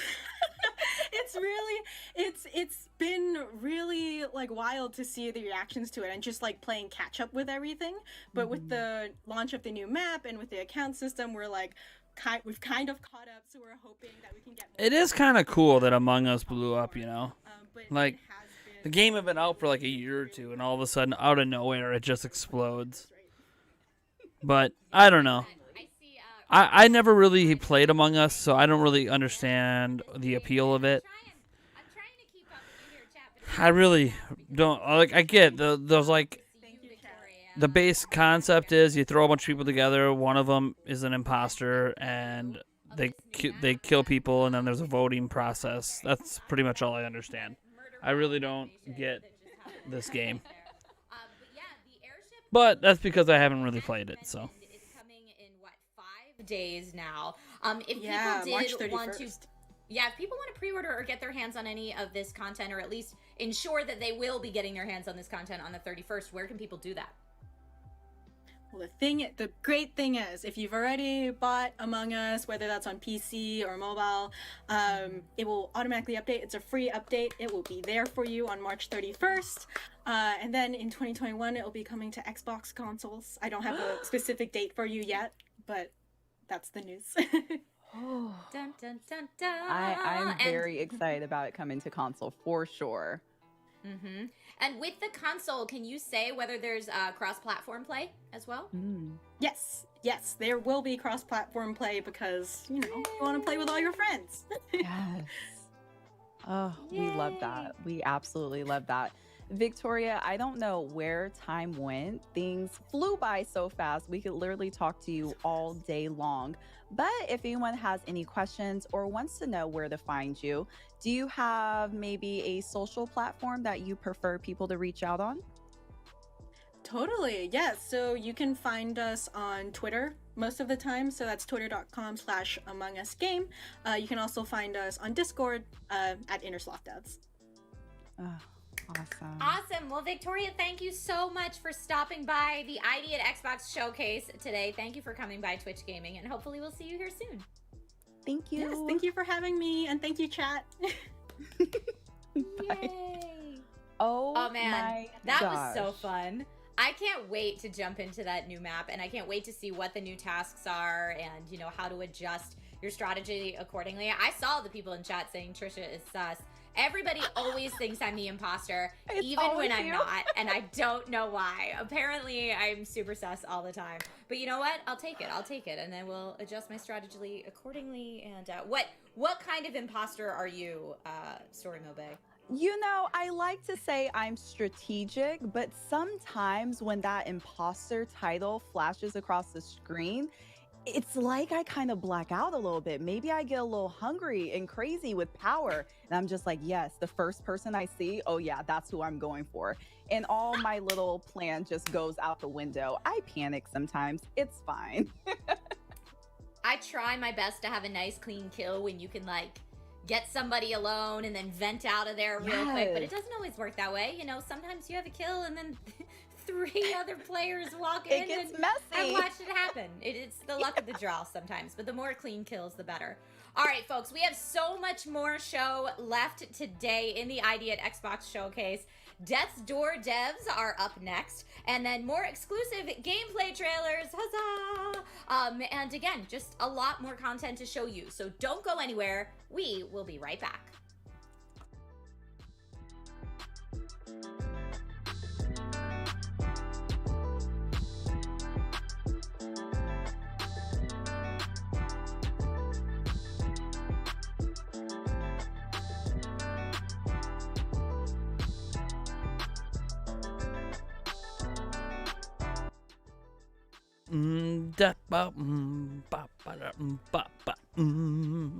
How you guys doing? You guys doing good?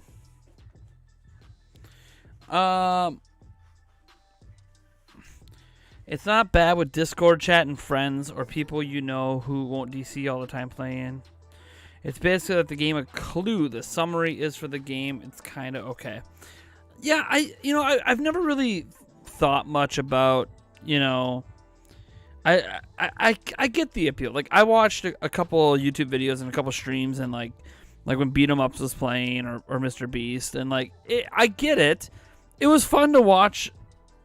I don't know. It's just like one of those okay games that like who you play with is what makes it fun, which there's nothing wrong with that, I guess. I don't know. Like I play solo a lot. All right, like I don't know people very well. I don't have friends. So like maybe that's why I never really got into it, cuz like I have it on my phone and I just never I played like one match and I'm like, okay, this is really boring. Moving on with my day. You know? It's not like other multiplayer games where I can have fun playing by myself.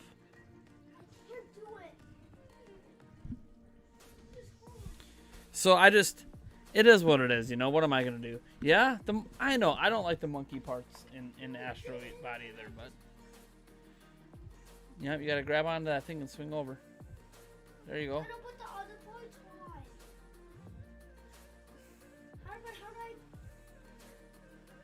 Keep going. Next one, and now you go up to the rope. Yep, hold on, go up to the rope. And you swing. Yeah, like that. Well, you're doing good now. You gotta grab those things. Alright, no, swing back up.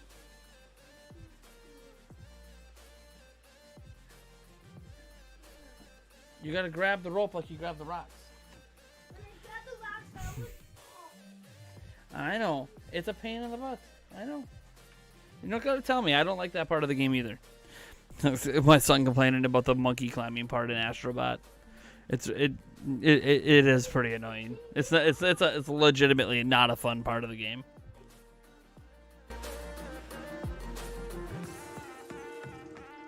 Hello, everyone. Welcome on back to ID at Xbox Showcase right here on Twitch Gaming.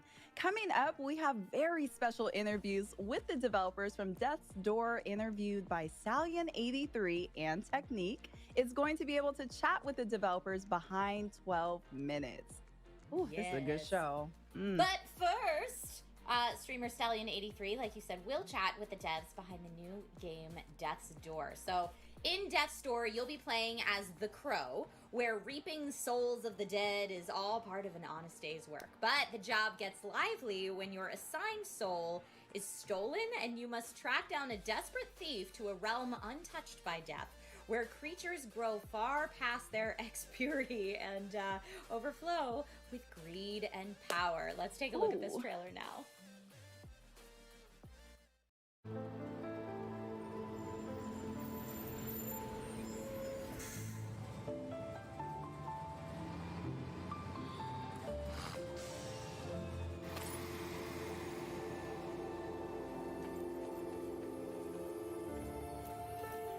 Hold up now. What is this? Land of Birds. What is this game? Hold up. Wait a minute. I'm digging the vibes here. Reminds me of like one of those old detective movies. But bird style. Hold up.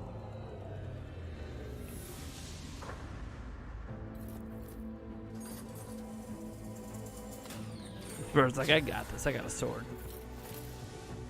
It's all good. I got a sword. I can take on anything, brah.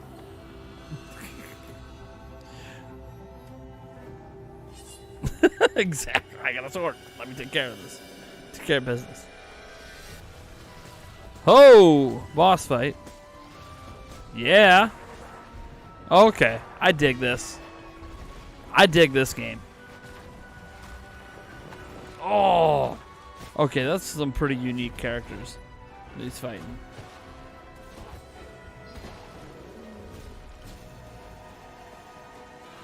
Yeah, dude, Death's Door. Okay, hold on. Devolver Digital. Of course, it's a Devolver Digital game, dude. I love Devolver Digital. Death's Door.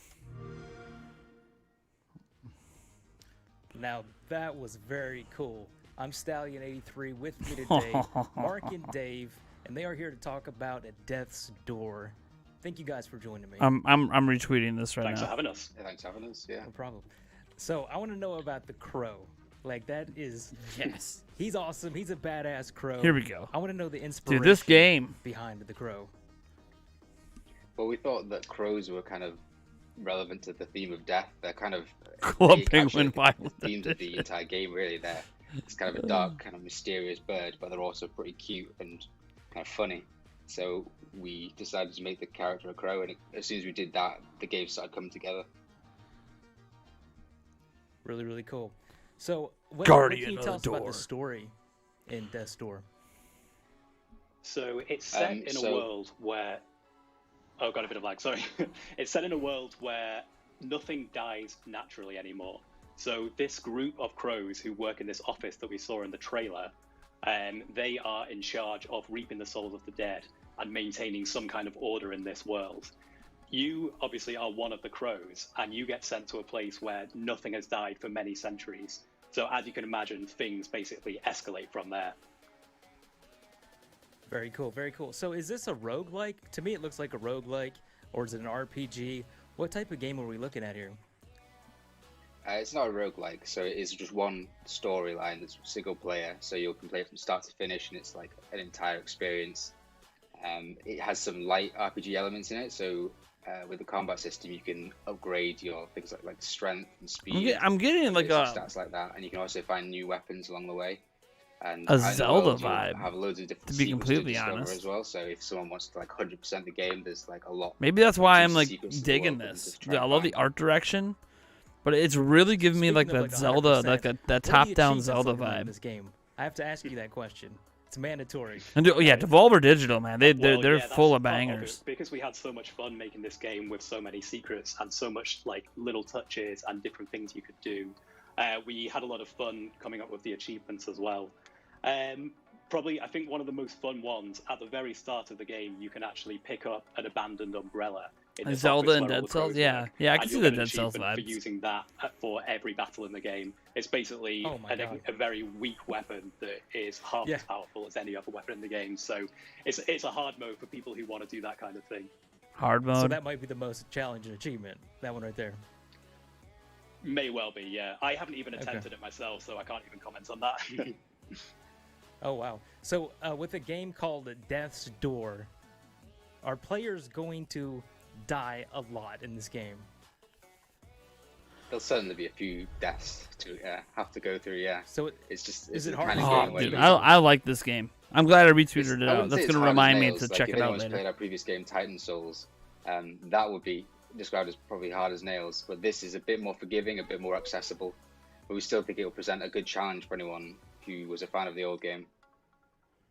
Yeah, I think this one is certainly a very intense action game, and it's definitely going to challenge you. But one thing that we wanted to do this time around was create something where Buddy. if you are hitting a wall with like a really Buddy, ridiculously hard that boss, bomb, you need don't to just have to bounce the keep bomb trying up there over and and blow over up the again. You will have I haven't even played options this you can level do, yet. different things you can do to prepare. So you might want to go and get more souls, which lets you upgrade your stats a bit, enhance your play style, or you might want to go and search the world for various secrets. Having to there's, explain my bomb alternate mechanics to weapons my that you kid might in feel more games. comfortable Great. with, and you can also find upgrades for all the I haven't played abilities this that you have level yet, access to. So yeah, we want people to be able to take different approaches and overcome challenges in their own way. I just have played a lot of video games, but Okay, so what can you tell us about the combat system, and how many different weapons can we use in this game? I probably won't say the exact number of weapons, but there's a few to like change up your play style if people want to play with a more fast paced, or maybe they want to use a big heavy weapon. And the combat was kind of inspired by games like Hyper Light Drifter, maybe a little bit of Hotline Miami. It's kind of like fast paced, and you have to play quite reactively to your surroundings. Like things can change a lot. You just have to be on your toes all the time. And we were Yeah, it also looks really amazing. careful to make sure that all of the moveset that you have is very fast, very fluid, very responsive. So every action you perform, it'll be executed within very few frames of you pressing the button. So you have that kind of My nice, son, he's rapid right now he's playing fluidity that Sackboy. gives you what you need to overcome any He kind of switched challenge. up. You got frustrated with it with looks the incredible. monkey You want to sections focus in on that Astrobot, Reactive. Incredible. which I Sorry, admit go they're ahead. pretty Sorry, go ahead. frustrating. Kind of I don't like the way reactive, the monkey controls it all. interaction with like Titan Souls, like The pixel art monkey kind of suit. games, and then bring it to the 3D world as well. Okay, So so, now what he's about playing Sackboy. replayability? How much replayability will this game have? Well, good. He figured out how to fight one of the bosses. I think like the first thing I would recommend doing when they're starting and when they finish the game, then the first thing I would suggest is to continue that save, because we actually let you carry on afterwards, and there's loads of secrets to uncover in the world, loads of different things to do. Like we were saying before, it's a really fun one to 100%. And then beyond that, then because we've got this kind of light RPG system, you can go for a different build if you wanted to replay it. And it does change quite a lot, so you can focus on something that's far more speed and magic based, or something that's more down to brute strength and range and that kind of thing. So yeah, I think that would be the best way to enjoy its replayability. So how many bosses are we looking at? We're looking at like, what is this right here on screen right now? Is that a castle boss? It looks really awesome. Yeah, that's technically a mini boss, actually. I mean, mini is probably That's a not the mini? right Oh, word wow. for it, but yeah. So there's a handful of good boss characters in the game. As you progress through, you kind of the core bosses have their own storylines that develop, and you kind of interact with them a few times while you're on your journey. So by the time you get to them, you maybe know a bit of their backstory, and you're going through their area of the world, which is kind of they've left their mark on the world. Yeah, we really Cool, want to show how these bosses have adapted to the strange situation that's going on in this world, and how they've become these like overly powerful beings, and like Mark was saying, how they've affected the world around them. So there's a lot of kind of, each chapter of the game has a bit of build up, learning about this boss, potentially even meeting them, and then when you do get to the bosses, it's like a culmination of that chapter, and our opportunity to up everything to 11 basically. Cool. So when can players get their hands on this game? When is this coming out? we're actually pretty far along with it. We're almost content complete. We're just polishing and we're fixing bugs. So we're hoping to launch this summer. Awesome, man. That's This summer. Heck about, yeah. Like, DLC, you guys got anything? Let's go. Planned Death's for Door. DLC down the line? We're focused on making sure that. Sorry, yeah, we're focusing on making sure that the core experience is a full, satisfying thing where, if you want to explore when you're playing the game, you know that that world is entirely realized. There's nothing we're waiting to add later. So we're focusing on the core single player narrative experience for now. And then, yeah, maybe we'll consider other things after. Into the core. So if fans want to follow more information about this game, where can they find the updates for this? They should follow us on Twitter @AcidNerve, and we'll be sure to keep everyone updated. So you're just two guys, right? Two guys make this game. Is that correct? We handle quite a lot between us, but we also have an art team. So we have this awesome team of a couple of concept artists and a 3D modeler who work with us as well. So it's them who've created all of the assets that we need to bring our ideas to life. But yeah, we wear quite a lot of hats between the two of us as well. It's quite a good collaborative project where everyone has a lot of creative input.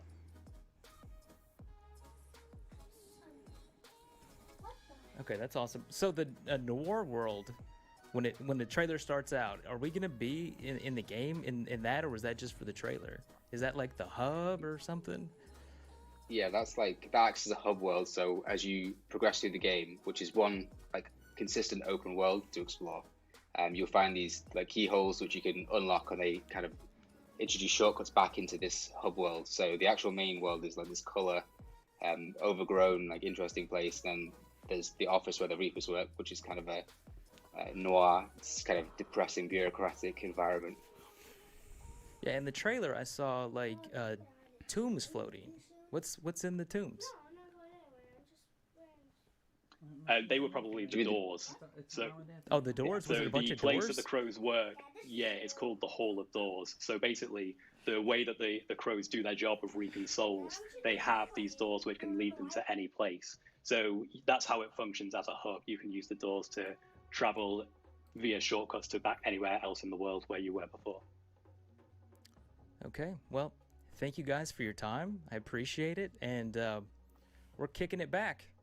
Thank you guys so much. Thanks I very much for appreciate having it. us. Thanks. Oh, Death's Door. Oh, these look good. Now, I do want to say first, shout out to all of the developers, but especially these smaller studios. My goodness. I mean, they were even saying between the two of them how many different hats and how many different roles and responsibilities they have to create these amazing games. So shout out to all of you, because, oh my gosh, I can only imagine how hard of a job that is. So much, yeah. Just a team of two. Way to go, Mark and David. Love to see I'm not it. gonna And fall chat asleep. I'm was wondering how long really the stream's gonna go Loving for. this one. I was trying to pull. It's been 2.5 comments hours. As we go. I saw Monkey Dwellis is This really legitimately fun. is like I a am Orvana's. whatchamacallit. I'm sorry if I said your name wrong. Said Devs made a really great game. Love the dark mood. GG and tons of love in chat for. Trying to see if black like and there white was a cutoff. Is it 3 atmosphere. hours? We saw kind of the black and white atmospheric scenes, and I definitely want to know more about this world that they're fleshing out. I think it really, really looks cool. I even saw some people in I'm chat trying to say, figure it out. Potential Because future I gotta game go of watch the my year. kid. They want to play outside, and definitely they don't have school love today, that. so. Again, way to go, team of two, Mark and David. Yes. So I might just sure. pop off and Up watch this on my next, phone and talk to you guys everyone. in the chat, so I I'm can excited watch my about kids play this. outside. Have you ever wondered what it would be like battling dinosaurs with guns? So here, I'll let you guys. hoping I'm to gonna go learn do that what because I kind of don't want my weapons kids you'll get to be out use doing in outside without an adult. Stalker 2.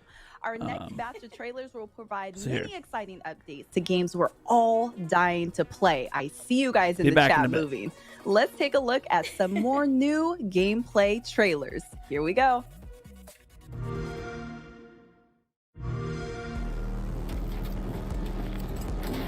Locked and loaded.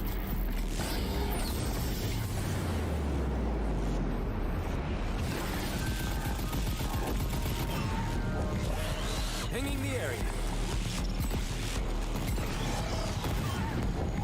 Aim for the weak point.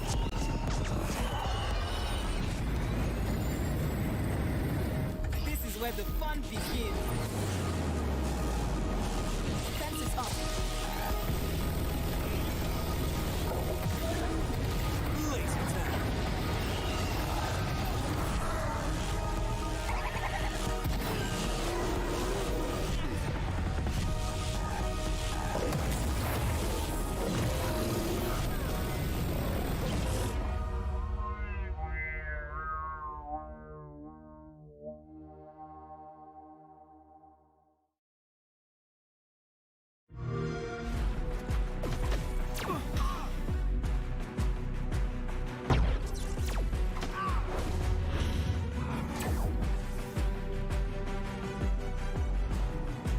We took care of the world because no one else would. We thought we could keep everything safe, protect everything that mattered. And we were wrong. What was the difference between the people on the inside or the outside? Neither of them gave a damn about the beings that power our way of life.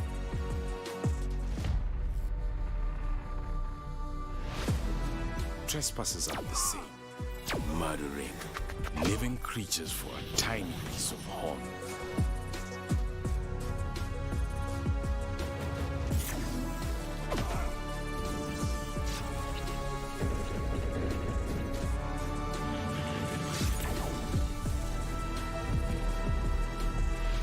We are the caretakers.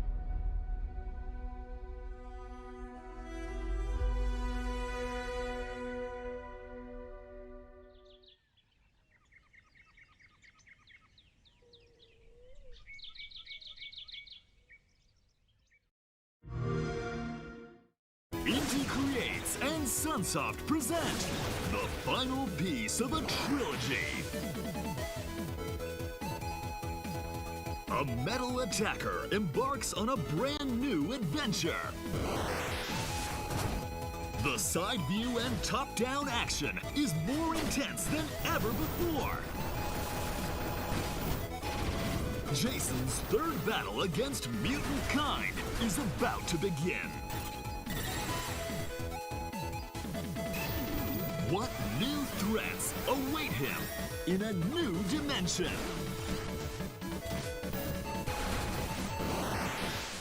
The pinnacle of mutant blasting action is here!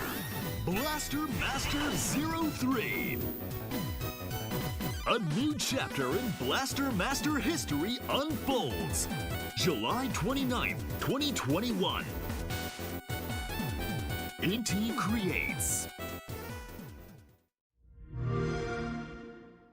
Hi, my name is Zach, and I'm in charge of PR at GSC Game World. We made the original Stalker trilogy, and now we are developing Stalker 2. The 23rd of March marked the anniversary of the first game in the series, Stalker Shadow of Chernobyl. Celebrating the date, last year we released the first in-engine screenshot of Stalker 2, followed by the first trailer and the gameplay teaser. That was our way to celebrate 25 years of making games here at GSC Game World. This year, we have an anniversary gift for our fans as well. It's an update on Stalker 2. It's not as big as a new trailer just yet, but we hope you will enjoy it. Let's start with something familiar, yet completely renewed. And here is the first look at the updated costumes. The zone is a dangerous place, so it's filled with different factions. The Freedom and the Duty are two iconic opposing forces. The first ones see the zone as a free, ever-growing state, while the second ones would eagerly sacrifice their lives to prevent its spreading. These ideologies will never meet the agreement. As you may have guessed, you will see them in the sequel. The recognizable design for each faction has been enriched with details. If you look closely, you can see scuffs, scratches, and sticking out threads. Please keep in mind the models are still work in progress. The time has passed and the new forces emerged in the zone. You can expect to see more factions in Stalker 2. Let's move on. The reception of Stalker 2 has been extremely positive so far, and we are truly grateful for that. Thank you for your passion and your interest. Stalker 2 is a shooter game, and you can't imagine it without the guns, right? Here are a couple of guns you will see in the game. The arsenal will include more than 30 different weapons. Of course, there will be lots of modifications for each gun.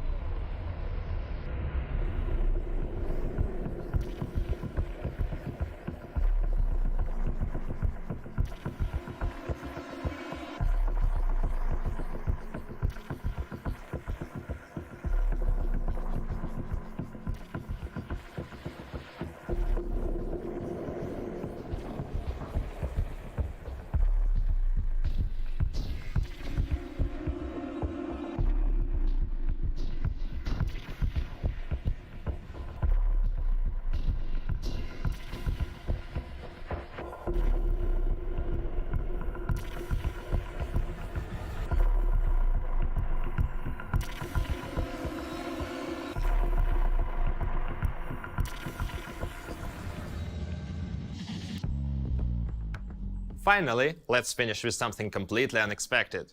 We work a lot to fill the world with a decent amount of memorable details, and sometimes it takes us to completely unexpected grounds. Can you see this guy? Quite a charmer, if you ask me. But let's take a closer look at his teeth.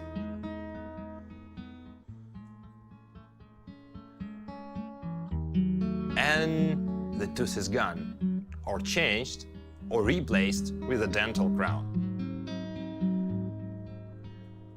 All made with our custom teeth tool, one of the many plugins we use in the development process for specific changes like that.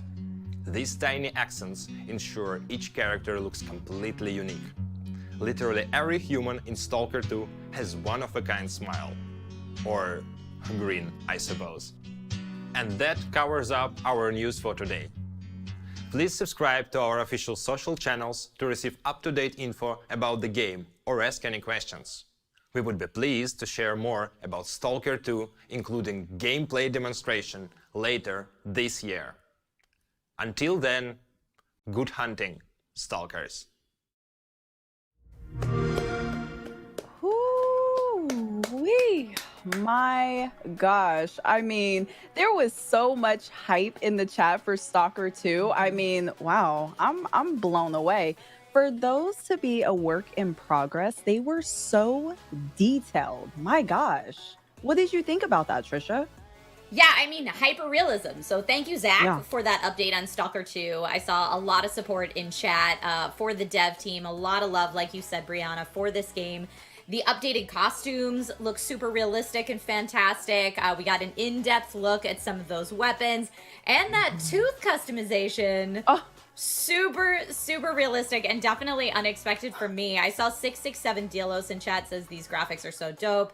WTF sexy headphones, which I love. Your name, your Twitch name says absolutely cannot wait to play this game. Yet I hope that the devs take all the time they need to make it right. So Absolutely. I saw a couple people in chat saying like, take your time, let's make this the best game ever. And yeah, it was cool that Zach was able to stop by and show us that update of what they have so far for Stalker 2.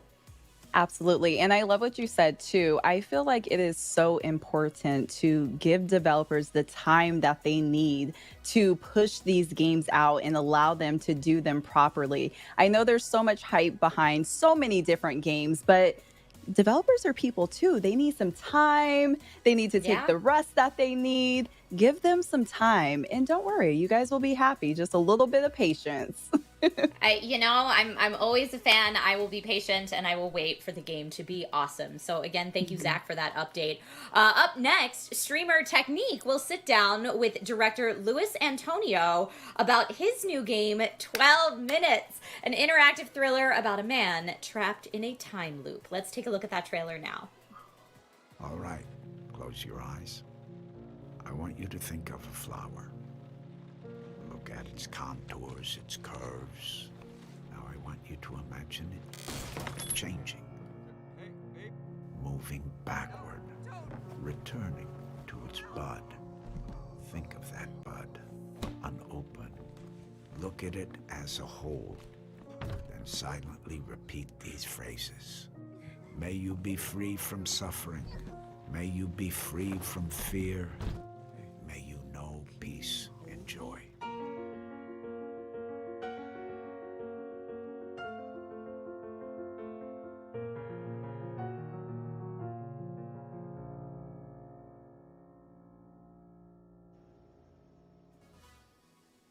Hello, everyone. Welcome back. And imagine being stuck in a thriller-themed 12-minute time loop over and over again to figure out what's going on in your life. Well, today I have the pleasure to bring in Luis, the director of 12 Minutes, joining me here as Technique, as you guys know. Luis, I am... this game, when I first saw it at E3, I was just like, what is this and what's happening? Because it reminded me of an old movie called Butterfly Effect a long time ago. I remember seeing it when I was younger, and it blew my mind. Can you introduce yourself and tell the chat a little bit about yourself and about this game, 12 Minutes? Hey, Technique. Yeah, definitely. So 12 Minutes is it's an interactive thriller about a man trapped in a time loop. The whole game happens inside an apartment. You come home from work, you're having an evening with your wife, then this guy shows up. He accuses your wife of murder, and then he attacks you, you pass out, and then you go back to the start of the evening. And then you have to use the knowledge that you accumulate every loop to try to change the outcome and hopefully break the loop. It all happens inside the apartment. It's all in real time, and the game doesn't really tell you what to do, right? So it's kind of up to you to decide what to do based on what you experience. I love that. It seems there's so many setups for failures and maybe one success. But before we get into all the complications of the game, we have to know, and I'm pretty sure you got hit with this question, when is the game going to be ready? Because we are ready to get our hands on this and experience 12 minutes and find out how to overcome this loop. So the game, we're at the final stage, like final stages. We're doing QA, polishing, a lot of playtesting, making sure that the game is really smooth, finalizing the music. It's going to come out soon, very, very soon. Definitely this year. The exact date we don't know yet, but once we do, we're gonna announce it, and it's happening. It's definitely happening. We believe you. I can see the progress over the years for sure. But we can't talk about the game without going into a little bit more detail about this is a cinematic thriller, so to speak, and it's very interactive. So the most important key components of this is your cast and the voiceovers and the narrator. Could you go in a little bit more detail about that?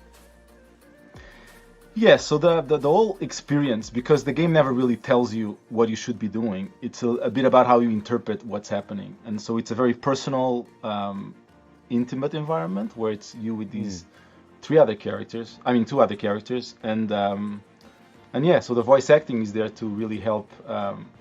Like you gotta connect with these characters and care about what's happening in order to be able to follow the story and see where it leads.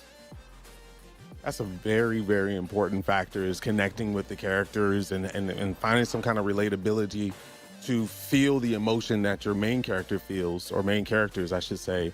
And talking about relatability, everything happens into an apartment. So the control aspect of this game has to be very important. So what kind of controls can we look forward to, the accessibility of controls in the system?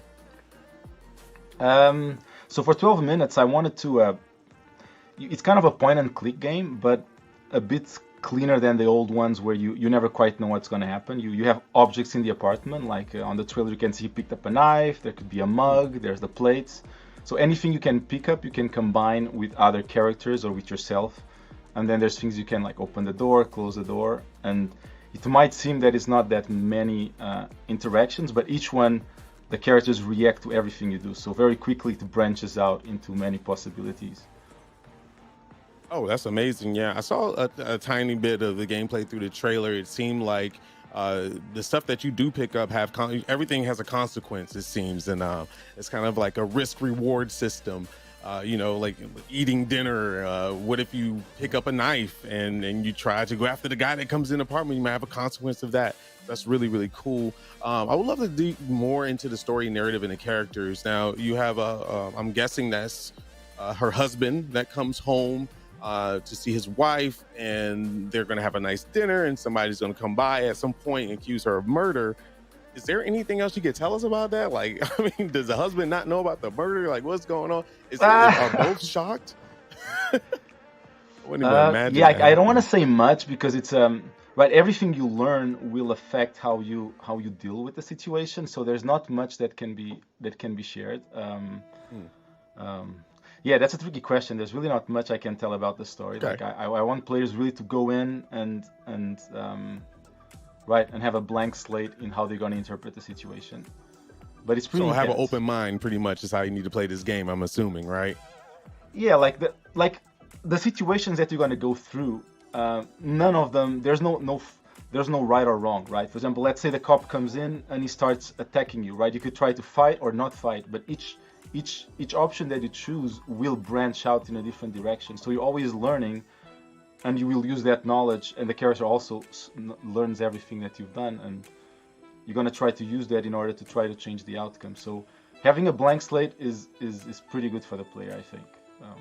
Absolutely. A lot of games like this do have a lot of mind tricks involved.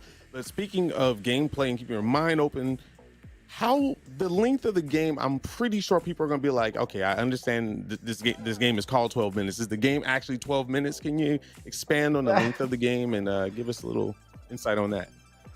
Definitely.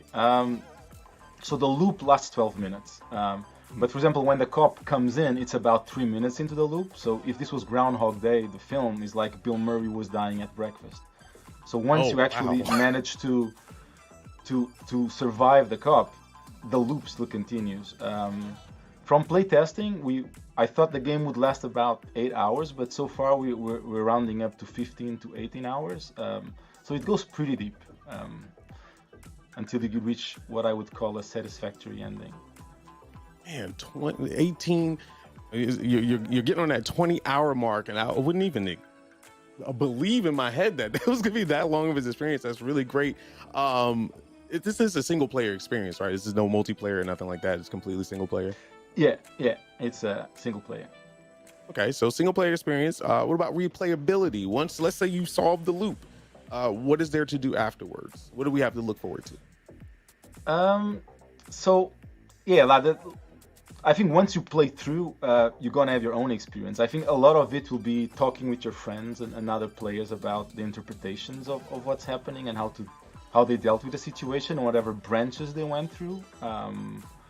But yeah, this is my goal with this was to make something that's very clean, no fat, and very really respecting the player's time. So yeah, you play once, you enjoy this, and then you're done. It's not like those games you keep playing over and over. I respect that so much. Just looking at it, it seems like you're just thrown automatically into the action of it. There is no like overall huge arcing story that you have to sit and wait a couple hours before you get to the gameplay. I really, really expect that. And I'm going to say kudos to you because, correct me if I'm wrong, you were working on this alone at some point for a good part of it? Yeah. I was developing this alone for like 2-3 years, and then I partnered with Annapurna Interactive, and that's when we kind of managed to bring the voice cast in and really take this to an all new level. Wow, that's the lighting, the atmosphere. You really hit on that thriller. It seems like it starts off all peaceful and then things get chaotic and out of nowhere. All the rooms in the apartment. Well, first of all the rooms in the apartment itself. I'm thinking you start on an elevator or maybe you like come into a hallway. Are the rooms available to go into, or is it only your apartment? And if it's in your apartment, can you go into every room and interact with most things in your apartment? Yeah, so the whole game, what you see the moment the game starts will be what you're going to have when the game ends. Nothing else will change apart from your knowledge of everything that's happening in there. You can go to all rooms, you can interact with everything, and if you've played before and you start again, you'll have a lot more knowledge on how to deal with the situation and handle things differently. And I would say also, like, the reason why it's so small and so tiny is actually to allow your actions to have very clear outcomes. Like if you imagine the loop was 24 hours, you'd get lost about doing a bunch of things in sequence in order to know what was going to happen. But by compressing the experience to this level, right? If I lock the door, I know that maybe the cop won't be able to get in, or maybe he'll do something else. And in a minute, you're back at the start, and you can very quickly see the outcome of your actions, and makes it pretty intense too. Seems like a lot of thought process has been put into the game, and I really like that feature as well, of not giving us too big of a loop so we can just really hone in, because a lot of games, especially RPGs, give you so much information in the beginning, reading all this stuff, and you tend to forget the core product of the game itself. So having us in that loop is a very, very good idea. Are there multiple endings? I'm not asking for details. I just want to know, you could solve a loop one way, but is there multiple ways to solve it? So when I started to work on this game, right, that question kept coming up. I kept asking myself, how do you end a story that keeps repeating itself? So the answer is there is what you can call a conclusion, but it doesn't match what you would expect out of a linear experience, right? When you see a movie, you get to the end, you get the credits, but this is interactive and you can participate. So what we call an ending is slightly different from what usually movies do. So you will reach a satisfactory conclusion, I think. What that is and how that is, it's kind of different from people usually expect in games. That's amazing. Lewis, I have to ask, this concept is something that we don't see often in video games. Were there any inspiration that led to creating this game? You said about 2 to 3 years ago you started it. Did you have any kind of inspiration behind it that could lead into maybe even more titles like this? So early on, there were some pillars that I wanted to work on. So I've been working in games for many years. I've been at Rockstar, Ubisoft, worked on The Witness with Jonathan Blow, and always as an artist. I was always on the artist side of things. And this idea of repeating the same amount of time over and over, which games do naturally, what if that repetition was actually something you were aware of, right? Rather than Tomb Raider, you die, you reset, and you're doing the same thing, but no one acknowledges what's happening. So along with this, I wanted also to kind of take things from the movie industry, like from the cinematic side of things, like for example, like Hitchcock, Rear Window, the way you spend the whole movie sitting in the balcony and interpreting what's happening, or like in Memento, where Nolan changed the order of the scene so that the player feels what the character is going through, right? And as I started to learn to program and make the game, I realized that we do have these tools as a game designers, and we can bring them in, how you interact with the environment, how much information we give you, how the world reacts to you. So it was slowly, each element I would bring in, I would see, is this element in the same language and in the same theme and message I'm trying to convey? If yes, it goes in. If not, I would take it out. And slowly these things start to grow into 12 minutes. Wow. So that's That's really cool. We really don't, in chat, I just want you to understand, we really don't get to hear this side of development, right? We get to see the game and we're like, oh, this is cool, this looks beautiful, and this, that, and the other. But it seems like, Lewis, you have almost like a movie direction or cinematic background, and be able to lay out a game, and you were just doing art side of stuff. I'm pretty sure you took a lot of those tools that you got from all those other developers and brought it into making your own. Do you see yourself making more titles with more cinematic approach? Because I think this is a wonderful avenue that a lot of games typically just throw for cutscenes and not really give us the player experience in. Yeah, I mean, I wouldn't call it I think it's cinematic, but I would call it. I think it's like the history of games has this background of, you have levels, you have objectives, you have coins and goals. I'm like, what if we bring some aspects of it but not others? And I think for this specific experience, I think being cinematic and bring a lot of cues, from films about the way the actors move, the way they talk to each other, the tempo, and everything makes sense. And I would like to keep doing that for sure. But if the next titles would be similar, I don't know. But I think this idea of really paying attention to the elements we bring in, like, for example, the top-down, the main reason for being top-down is so that you can easily navigate in the environment, right? If you bring first-person, suddenly 80% of the people cannot play the game because they don't know how to control the character. But I realized, look, if you just click where you go, and then when you go into an object like the fridge, it goes into first-person and out, you keep having all the verbs you would have in other video games, but the simplicity is there. So someone who doesn't play video games can just jump in, as long as you know how to click where you want to go to, it just works. And there's no compromise in the design complexity.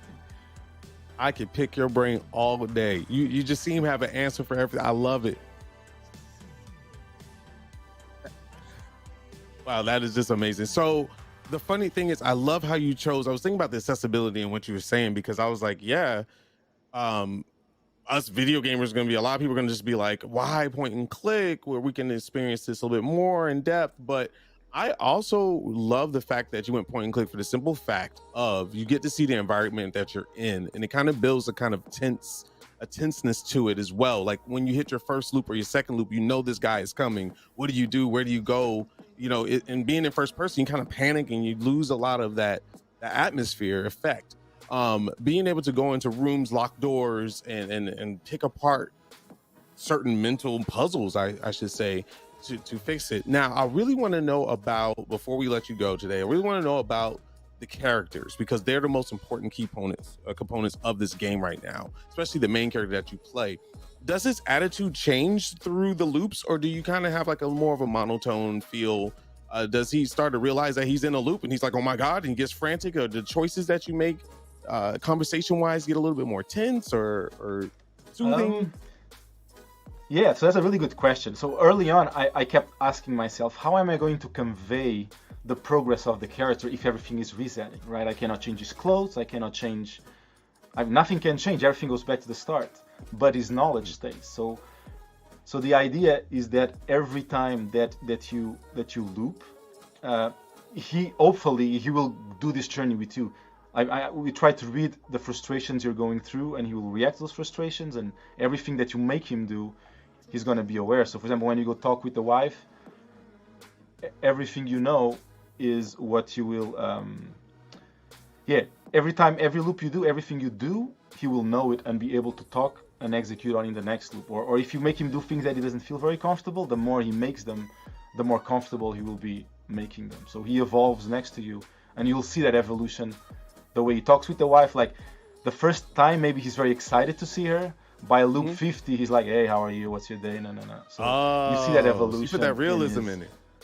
Yeah. And something else we realize is by being top down, you don't see the faces. And by not seeing the faces, first we don't go into this technical challenge of rendering faces, but suddenly the body movement and the voice acting, they elevate the experience, because you're kind of projecting what they're saying to each other, because you don't see exactly what the faces are doing. And it really helps keep this intensity. I love it. The animation is going to be a key part. If everyone in chat wants more 12 minutes, I could talk to him all day. But unfortunately, I'm going to take up the whole show, and we're not supposed to do that. So anyway, Lewis, thank you so very much for being here. But before you go, my friend, please tell them where they can find you, the game, and every information possible to be able to experience 12 minutes. So yes, you can go to 12minutesgame.com. That's the website. There's a development blog that I've been writing for like 5 years now. You can, if you feel like you can see the whole progress of the game. That's what I'm going to announce when we're at a release date, and I'm always posting stuff. You can follow the game on Twitter at 12minutesgame, or follow me at Faca Elétrica also on Twitter. But just type 12 Minutes Game on Google and you get all these links. Boom, 12 minutes. Thank you so very much, Lewis, for joining us. And chat, I would love to stay with you, but I got to go and send it back to Story Mode Bay and Trisha. Thank you for your time. Thank you. Take my money. Thank you, Technique and Lewis. I don't know about you, Brianna, but 12 minutes has been on my radar for a while now. I want to say it was maybe a couple E3s ago where maybe they first kind of showed us a look at it, but having that really like top down, very personal and intimate viewpoint on it, plus the intensity of the emotions of what's going on in the loop, I just think it's a super, super cool concept. Has this been on your radar too? Yes, and it looks amazing. This is exactly the type of game that I have been waiting for. I definitely love to see so much hype coming in from the chat, especially because the concept of the game is so brand new and different. Normally, I feel like people would be a little bit apprehensive, like a top-down view the entire game. I don't know, but there was so much hype, and I understand completely. Like I said, take my money, take my credit card right now. Like, I am buying it day one, no questions asked. Oh yeah, a lot of people in chat saying buying day one. I saw that Silky C said, I want to play this game so bad. It looks so good, and the concept is so fascinating. Amias94 said, concept sounds amazing. Well done, guys. And Stud93 said, the art design is so beautiful and clean. Yes. So a lot to love with 12 minutes. But we have so many other things still to cover. Next up, we have another exciting game from Annapurna Interactive to announce. Last Stop. But rather than show you a quick trailer, the team at Annapurna Interactive were nice enough to send along an exclusive gameplay demo. So after that, we will then meet the creators of the game, Astra Ascending. So right now, let's take a look.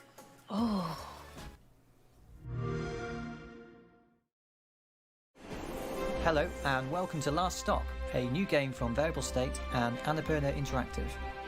Last Stop is a story-driven adventure game where you navigate through 3 entangled stories that intertwine into one wild sci-fi adventure full of mystery, wonder, and danger. Today we're going to show you how this game works by playing a quick sequence from one of these stories. In this tale, 2 neighbours, John and Jack, have accidentally swapped bodies in a freak accident. They must now help each other blend in as they try and find a way to get back to their old bodies and way of life.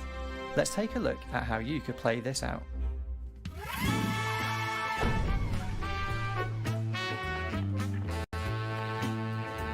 So where do you work? Superfab. It's not far from your office, actually. And people pay you to do this? Yeah. Some people say game makers are the new rock stars. Dad, can you put me in one of Jack's video games? I struggle enough with the oven timer. I don't think this is going to work. Don't sweat it. I'll walk you through it. Think of me as a master puppeteer and you my obedient marionette.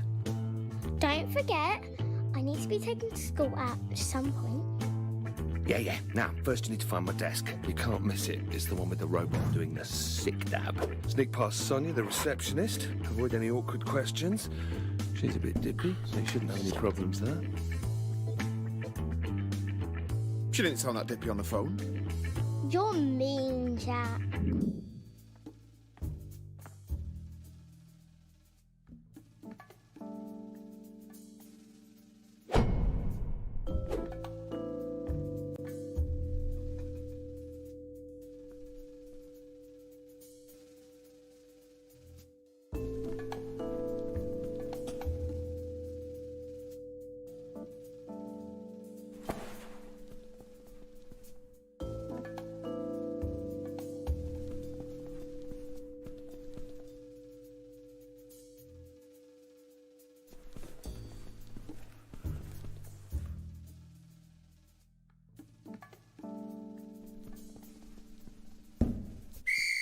Hello, stranger. You look well rested. Slept the whole weekend. Anyway, I should probably just get going. Someone's in a hurry. Get in there, Jack, my son. Good morning! Derek's in a good mood. Who the hell was that? What? Jack, you sure you're not still feeling ill? He's my boss? Yeah. So, what do I do when I get there? It's Monday. That means sprint planning. You're going to coordinate with your team on their tasks for the week. Dad's no good with stuff like that. Molly's right. I don't think anyone would follow me into battle. It's simple, trust me. Jonah's working on modelling the last of the cream cakes for Mrs. Clapton's tea shop. Letitia's putting the finishing touches to the AI for the retirement home scene with the shell-shock veteran. And Tobias is writing up the design for the interactive funeral procession. And Maya is midway through implementing Rumble support. Jonah cakes, Letitia shell shock, Tobias funerals, Maya rumble. See? You're a natural. Hello. Good weekends, everyone? Get up to anything interesting? No. Okay, let's see. So I'm supposed to go around everyone and check what you're all working on. So, Jonah. You are modelling cream cakes, aren't you? I'll take the silence as an agreement. Okay, Letitia. You're doing something with AI? No, IA. For retirement homes. Yeah, that sounds right. Okay, Tobias. Are you rumbling? Actually, I'm not sure that's right. And finally, Maya. Are you doing the IA? The AI? One of them. Sorry, I'm not sure that's quite right. Look. Even I can tell this meeting is a bit pointless. You all know what you're up to, even if I don't. I guess what you're really looking for is a pep talk, isn't it? Some words of encouragement. I'm sorry. I thought I could do this, but none of this comes naturally to me. You all look like nice, bright people. You don't need to listen to an old fart like me. I'm sorry that I can't give you anything more inspiring. Maybe I'll just leave you with the advice that my dad gave to me on my 18th birthday. Keep your head down. Don't take unnecessary risks. Stay out of debt. Cheers. And that's just a quick look at Last Stop. Be sure to check out more updates soon as the game rises to console and PC this year. Thanks for stopping by.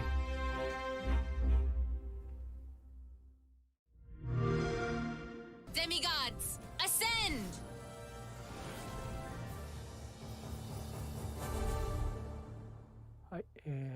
こんにちは、野島和重と申します。ですね、普段は日本の大手の、メーカーさんの、割と大作みたいな感じの、ロールプレイングゲームのシナリオを書かせてもらってます。崎本と申します。作曲家と、あとは、サウンドプロデューサーなどをやってることが多いです。あと、ベーシスケープという会社の、運営をしています。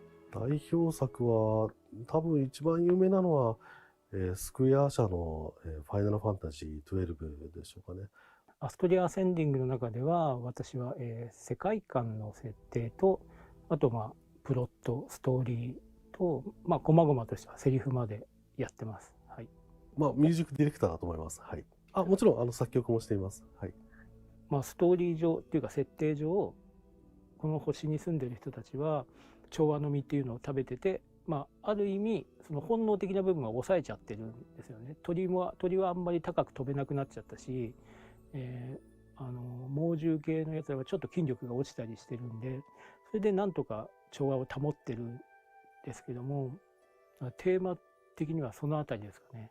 もう我々にとっての調和の実っていうのは何だろうみたいなお話はそうですね、かなりシビアに展開してきますね。なんで、その人の大義とは何なんだろうとか、その何かを守りたかったりして、まあそういうのってその人間が動くその根本的な原動力だと思うんですけど、その結果どういうことが起こっていくのかなとか、まあ、そうですね。まあそういうことを結構突きつけられる感じのゲームだと思います。まあ主人公たちはデミゴッドっていう、まあ、その調和を守るための戦隊みたいな感じなんですよね。国民の中から、まあ、割とランダムに選ばれて3年間の任期を務め上げるんです。ディレクターのジュリアンさんからも言われていたんですけど、とにかくそういうその人間が嫌いになるような感じにはしないでほしい。人間のその可能性をちゃんと信じられるものにしてほしいっていうふうに言われていて、まあそれは多分一番大きなそのテーマなんじゃないですかね。まあ主人公たちがそのデミゴッドに選ばれるまでは普通の人たちなんですよね。それぞれまあ幸せだったりいろんな問題を抱えてたりする普通の人たちなので、その人たちが、何でしょう、特に義務なんていうの、仕事として、平和を守るっていうその葛藤とか喜びとかを描こうとしました。先ほど少し触れましたが、その旋律とかモチーフとかをゲームの中のその音の機能としても使ってるんですね。でも実はそういうのをすごいやりすぎるとだんだん音楽から遠くなっていっちゃうんですよ。なのでまあそういうことがないようにちゃんと音楽としてもうまく機能するし、サウンドトラックとしても機能するし、あとはそういう記号としても機能するみたいな、そういうところを目指してやりましたので、まあそこはうまくいくといいですね。僕自身はまあやっぱりゲームが大好きでこの業界に入ってきてるので、ゲームに対してこうあってほしいみたいな、それとか、あとは昔自分が遊んでて楽しかったゲームに対してのなんか思い出とか、あとは思い出補正入りだと思うんですけど、そういうものがもっともっともっと素晴らしく表現されていていいなっていうか、その世界に入れるといいなっていうふうなのを思っていて、それに近づけるためにずっと音を作ってるんだと思うんですよね。なのでこのゲームはそういった意味で、まあうまくそれが効いてるといいんですけどね、まあその辺はユーザーさんの反応を見て、まあ、評価が出されるんじゃないでしょうか。そういうのはぜひ味わっていただきたいですね。まあ私の仕事とは直接関係ないんですけど、絵は綺麗ですよね。あとキャラクターのアニメーションとかが、まあ私なんかなんとなくアートを感じるんですけども、そこはなんか自分にとっては新鮮なんで、皆さんも楽しんでいただけるんじゃないかなと思っています。何が起こってるの？まさか死んじゃったなんてことはないよね。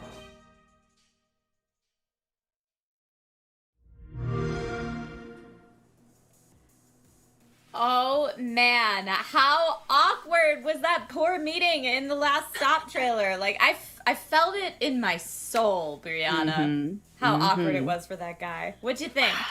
I mean, you know what? I really appreciated that for Last Stop. They gave us a demo. I feel like so often with gameplay trailers, you don't really know what's going on, or sometimes the trailer doesn't really reflect how the actual gameplay is. So big shout out to them. I am very excited for it, but I'm also very excited for this next section coming up.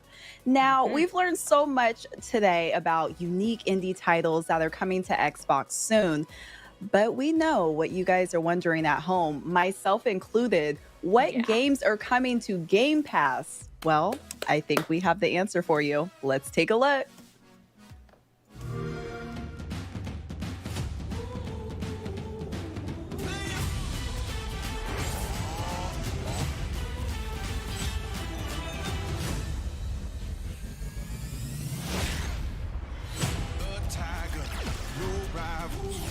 Shake on my arrival.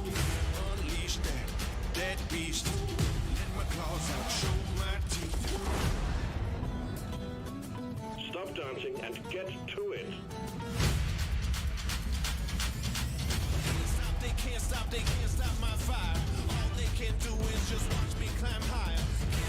Can't stop my fire. All they can do is just watch me climb. Play on, keep going, cause I'm going strong. Come on, so close to right where I belong. Play on, still standing when the rest are gone.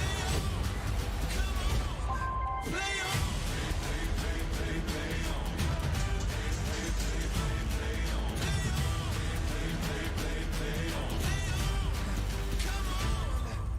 on, groundbreaking, game changer. I'm a mover and a shaker. You're in for a fight. I'll be the first to cross that line. They can't stop my fire. All they can do is just watch me climb higher. They can't stop my fire. All they can do is just watch me climb. Play on, keep going, cause I'm going strong. Come on, so close to right where I belong. Play on, still standing when the rest are gone. Play on, come on, play on.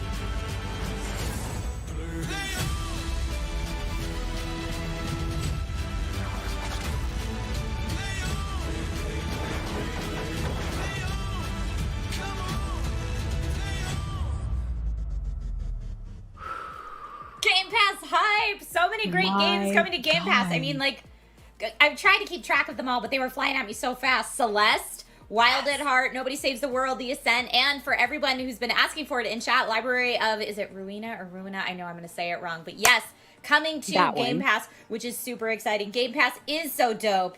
Harrison Ave, I see you there in chat.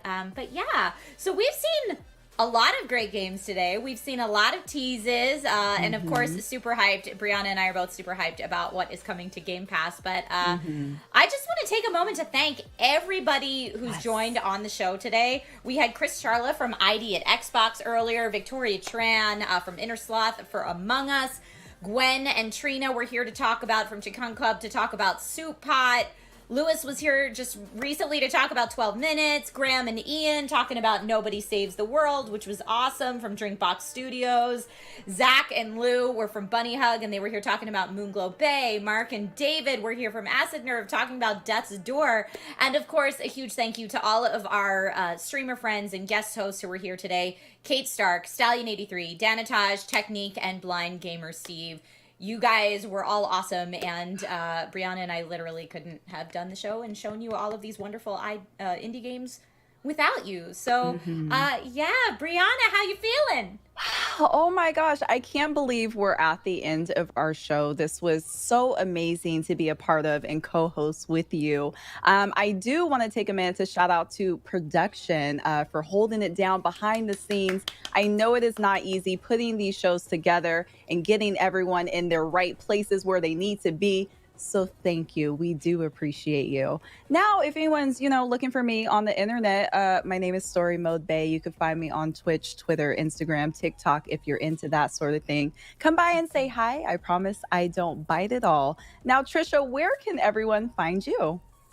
If people want to find me on socials, on Twitter, Instagram, etc., it's that girl Trish with no I in the girl. So just that GRL Trish. Or right here on Twitch, you can find me at Trisha Hirschberger. Just my name. It's like right there. Yeah, right there. But this has been so much fun.